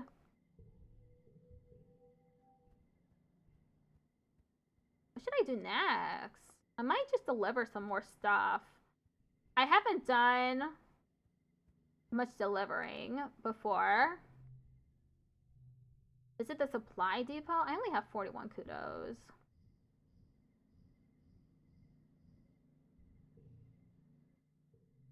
Deliver supplies. You show up to the delivery depot bright and early, as most of the colony is still yawning and pawing around for their morning cup of blep tea. Zeke is there with a large stack of thin white rectangles. Is that paper? Neat, so nostalgic. Yes, Zeke hums. Governor Udocot is quite sentimental when it comes to these things. She even signs each notice by hand. I myself have traded in my hollow palm stylus for a pen. You're to deliver a stack of these reports to every council member in the colony. Zeke asks you not to read them, but says it's just boring adult stuff you wouldn't understand anyway. You clutch the papers to your chest and nod. First stop is engineering. Paper? Dr. Instance is exasperated. The governor's sending messages by paper now? Is this a joke? Tell me this is a joke. You shuffle your feet nervously. Zeke seems serious to you. She skims the first page, muttering to herself, and there's sensitive information in here. All the superfluous, technophobic, sentimental foolishness. You back quietly away. Next stop, the cafeteria. Auntie Seaton takes the notices carefully with both hands. Paper! What a strange idea! And oh, look, Governor Udicott has even signed it. What marvelous handwriting she has. And what am I supposed to do with this once I'm finished reading it? She thinks out loud. Throw it in a disassembler? It seems far too precious for that. Will I need to get a filing cabinet in here, I wonder?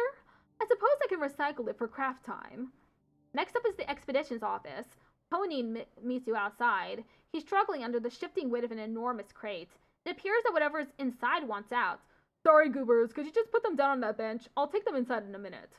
Another surveyor overhears and laughs. The governor is sending paper memos now? Is she really that old? What's next, toilet paper? The moment you put the documents down, a gust of wind picks them back up, and they fly everywhere. You snatch for them, but accidentally drop the rest of the stack you're holding.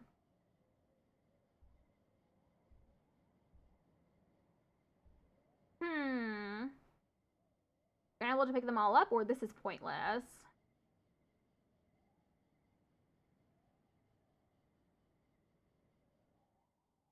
You fail to deliver the rest of the notices, and subtly make it known how you feel about the pointlessness of delivering messages in person that could have been sent digitally in seconds. You do this by leaving the stacks scattered in puddles of mud. You run off to play instead. Okay. Win! I got 5, so I got a 5 card.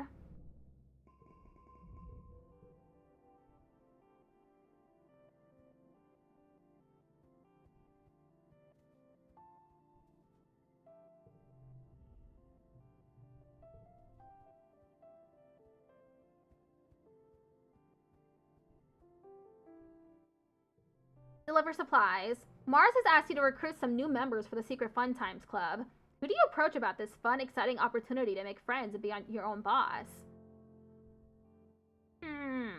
Anemone or Cal? Cal! Cal listens patiently while you explain the rules of the club. He says when you get to the part about the pledge you have to say to join. I don't know if I want to say, like, humans are the best, he continues. What if we changed it so it's more ambiguous? Like, humans are really cool. I mean, humans are great, but animals are good too. It'll take some politicking, but you think you can convince Mars. Oh, one more thing, Cal says. What about Anemone? She's really cool too. If I'm in the club, she should definitely be in the club too. It's hard to argue with that. Looks like you got a 2-for-1. Anemone and Cal are both at the next meeting, and very excited to be a part of the group. Mars looks excited to have more people to boss around. Anemone can be vice president of kicking stuff, Mars announces. You know, for if we need extra security, or like, if we need to open a door and can't use our hands. Cal will be vice president of transportation, Mars continues. Cal pulls out his hoverboard and grins. That'll be useful if we need to get somewhere fast. Or, if only one of us does, anyway. He can deliver secret messages, too. Mars makes them raise their hands. Do you promise to always be cool kids and do fun stuff together and never telling an adult about the Secret Fun Times Club? Cal and Anemone agree readily.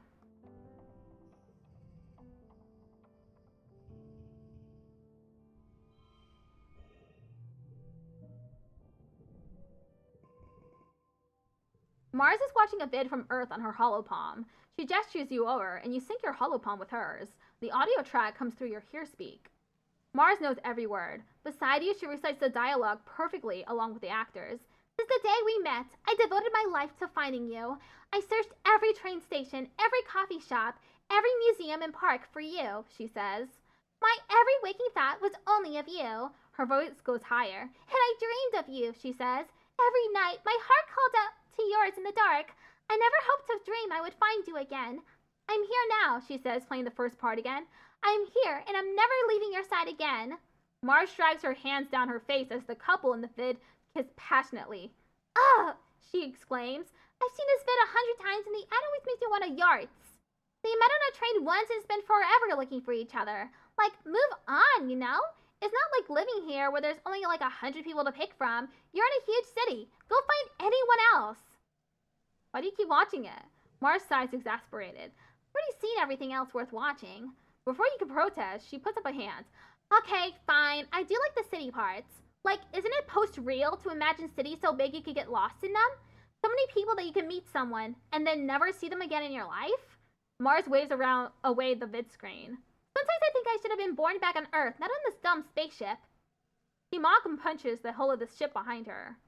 All those cities and people and the stuff you could do, watching new vids, going to concerts. The only culture here is grown in a lab. Mars sighs dreamily. In this shopping, they have so much stuff on Earth. Anything you could dream, not just the rubbish our old nano printers can make. I'm bored of everything I own, Mars complains. Speaking of shopping, do you want to trade some kudos for one of my old jackets? My dad say I can't print more stuff until I get rid of something. I'd say 50 kudos sounds fair? Sure, why not? Mars takes off her jacket and watches critically as you try it on. Well, it matches your hair, she says, but it kind of puckers at the shoulders. It was really tailor-printed to fit me. She almost looks like she's going to take it back for a second before putting her hands up in surrender. No, I admit, it looks good on you. Makes you look posh. Thank you, Mars. I got a cool new jacket.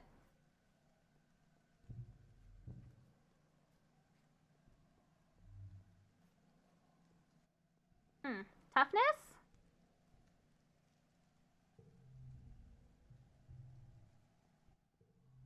Defense training. +2 combat, +1 animals. Sure. You attend your first session of Security Chief Red's self-defense classes. It's a small class, mostly security officers and other adults. You and Anemone are the only kids. She gives you a wink and a cheesy thumbs up as you listen to Red rant about how everyone in the colony needs to learn self-defense. You could be walking along thinking you're safe within the walls, and a flying animal could swoop out of the sky. Then what would you do? Red chops the air with his hands. I'll tell you what you're going to do. You're going to chop that beast right in the throat. Hi-ya! He points at the assembled class, but only if you learn what I'm about to teach you. And the only way to learn is by doing. Who wants to volunteer for a demonstration? Huddle with an enemy for strength. Safety in numbers. You try to become invisible so you won't get called on by Chief Rhett. Someone else volunteers, and Rhett flips into the mat to demonstrate what happens when you try to grapple with someone bigger. How embarrassing. Glad that wasn't you. Only engage with the enemy when there's no other alternative, Rhett says. No one walks away from a fight without getting hurt, so the first rule of self-defense is to not put yourself in situations where you need to fight. Once you've learned situational awareness, we'll move on to hand-to-hand self-defense, drawing on a variety of martial arts. Only when I'm confident that you're ready will we advance to weapons. There aren't that many weapons in the colony, mostly stun gloves and batons with a few blast rifles. You hope you don't have to use them, but it'll be good to know how.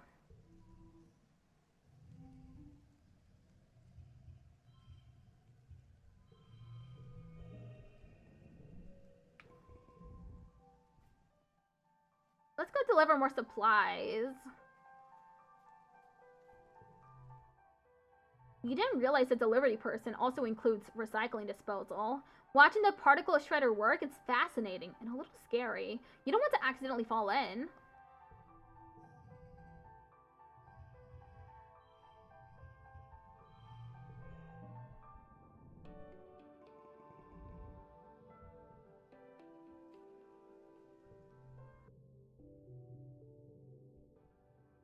It's another meeting of the Secret Fun Times Club. You're trying to figure out what to do today. It's your job as Vice President of Fun Ideas, but you're having trouble coming up with something. Think, goobers, think! What's that smell? Tang asks as she joins you. You think she means someone farted, and you giggle, but then you can smell it too. Like burning mustard or spices, strong and acrid. Then the overlight lights start to flicker. Oop! Oh, that keeps happening, Mars says with a shrug. Like, the same time every afternoon.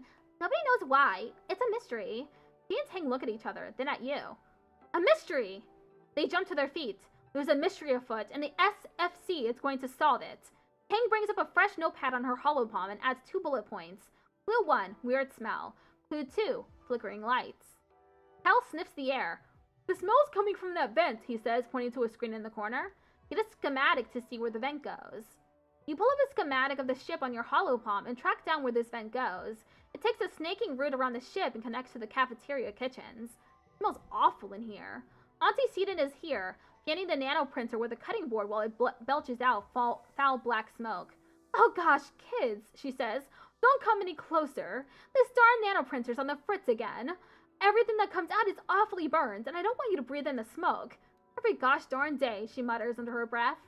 Tammy quietly points upward. The lights are flickering here, too. You take a closer look. There's some kind of black dust near them. That's weird. Little clumps of it are stuck to the wall and ceiling, all around the outlet in the back of the nanoprinter, too. You climb up onto the counter, much to Auntie Seaton's annoyance. When you put your hand near the black dust, your hollow palm makes your hand tingle, like it's vibrating slightly. Tangent climbs up with you and tries it too. Electromagnetism, she confirms. The ferromagnetic materials in a hollow palms are react to the presence of magnets, or an electric current. I think it's in this dust. She makes a note. Clue 3. Electromagnetic dust. Auntie Seaton shoos you out of the kitchens. Out! Out! Go play somewhere else, my darlings. We've got supper to prepare. You follow the clumps of black dust through the lounge, down a long hallway to the children's crèche. It's quiet here, and instinctively you all walk softly and stop talking. You slow as you approach the playroom. Shh, Tammy says as you reach the door, and you stop suddenly. Anemone, Cal, and Mars bump into you from behind.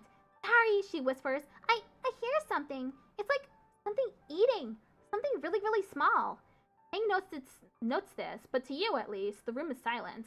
It's dimly lit, except for the hollow projected teddy bear in the corner that keeps flickering on and off. The one that nearly killed Tammy. You thought Professor Hal fixed it. Bravely enter the room. As you step in, all the lights in the room suddenly turn on. Two musical toys start playing all at once, and a toy robot begins spinning in circles, whirring. Mars shrieks. Andrew rushes suddenly forward, grabs a glass from an art table, and slams it upside down on the counter. I caught it, she yells. Ooh. I haven't seen this image yet. You gather around to see. Under the glass are what look like 4 round metal things, like ball bearings. As you watch, one of them starts to roll. It advances to the edge of the glass, then rolls in a ring around the inside. It stops. Then a pair of long silver antennae emerge from the top of the ball. They click together, producing a bright spark of electricity. You all jump back. The 3 balls gradually wake and begin snapping their own antennae. I think we've solved our mystery, Tang says with a growing smile. Sure enough, you find more magnetic black dust and something else. Tiny bite marks in the electric cord leading to the hollow projector. They must be feeding off the electricity, Tang explains. Then storing it like a battery to use for self-defense. And this dust must be their excrement. Fascinating. You report your findings to Professor Hal. He realizes these pests have in fact been siphoning off electric currents from your ship since it landed and are responsible for some dangerous power surges. Hal gives you all some kudos and thanks. Cool.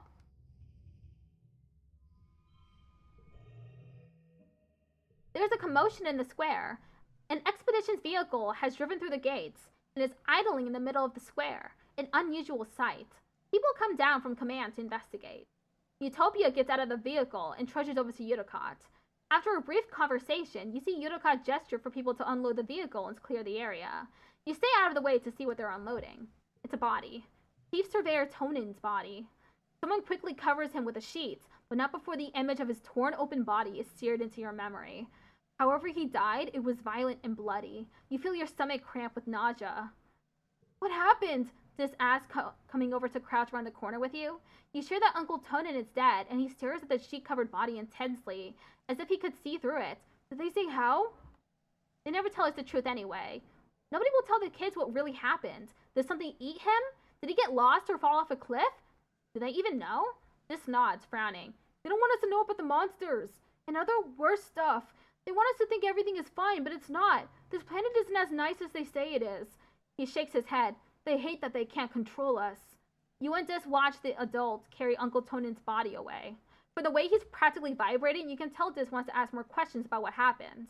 After a few awkward minutes, he sneaks away without saying anything, probably to try to go take a look at the body. Someone's going to have to tell Tammy. You're glad it's not you. Tammy and her dad were really close. Now she's an orphan. You watch Utopia bend over to get a hug from Uticott, wiping her eyes as she finally cries. Uticott has never been the most comforting presence in your life, but it seems to help. Utopia will probably be the next chief surveyor. At 24, she'll be the youngest council member. She was only a toddler when the stratosphere left Earth. Apparently, her sharp eye and hoverbike flying skills are the best in expeditions. Oh, it's glow time. I'm gonna take a rest. Lots of kids treat the lounge as an informal study hall, especially Tangent. And Mars too, sometimes, if she's trying to impress Tangent. Crack open a textbook on your holopalm and read about some old dead Earth poets. Just because you're not in class doesn't mean you can't read ahead a little bit. Those are both the same, but I forget one. It's been a quiet glow, but the grim, surreal darkness of the season reminds you of last year's violence. As the month wears on, you overhear arguments at dinner. Adults worrying that an attack is still coming, and others who think the first one was a fluke. Surveyors mention seeing new tracks in the forest, but are shushed so people don't panic. The gates are closed. You drill emergency procedures, filing soundlessly from the classroom to the creche to hide under tables, waiting for the sirens to call the all clear. You drill and prepare and worry, but nothing happens. Then, just as glow is starting to wane, the toxic purple spill of the wormhole fading as the suns almost rise past the horizon again, the siren starts.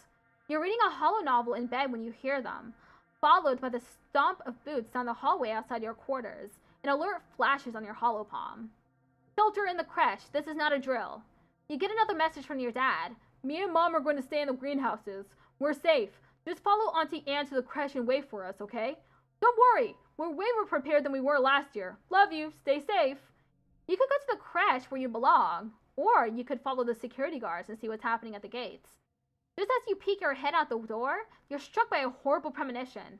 Someone's in danger in engineering. You blink and shake your head, but the feeling persists. Go to engineering. You don't know what compels you to go to engineering. It's nowhere near the walls, and the corridors are quiet as you approach. You burst into the classroom to find Professor Hal, cornered by a small, chittering thing. It's moving too fast to tell what it is. Every time Hal tries to get around it to flee, it climbs up the walls and keeps jumping at him. He's fending it off with a tablet, but he's getting tired. As you watch, the thing leaps at his throat and tears a chunk out of him. Hal screams in pain and crumples to the ground. You must gasp, but because the thing turns to you and lunges. Woof.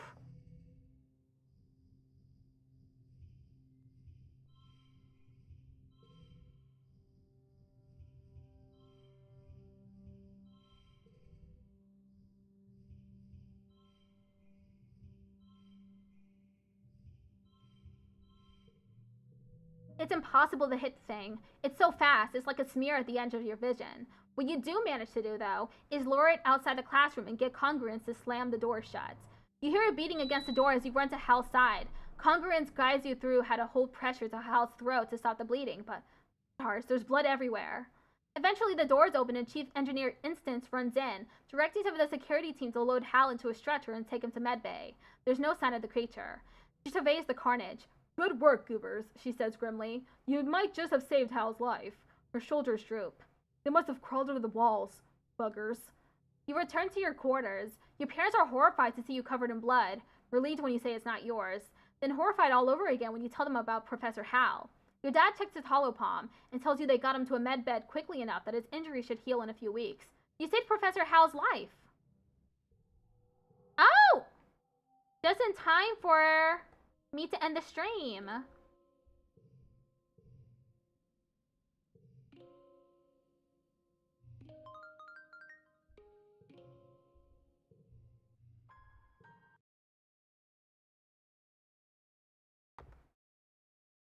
Okay, we're gonna raid the next person. Captain Sarlo. Thank you for all the raids, everyone. Hope y'all had a nice time with this game. And we're gonna raid out now.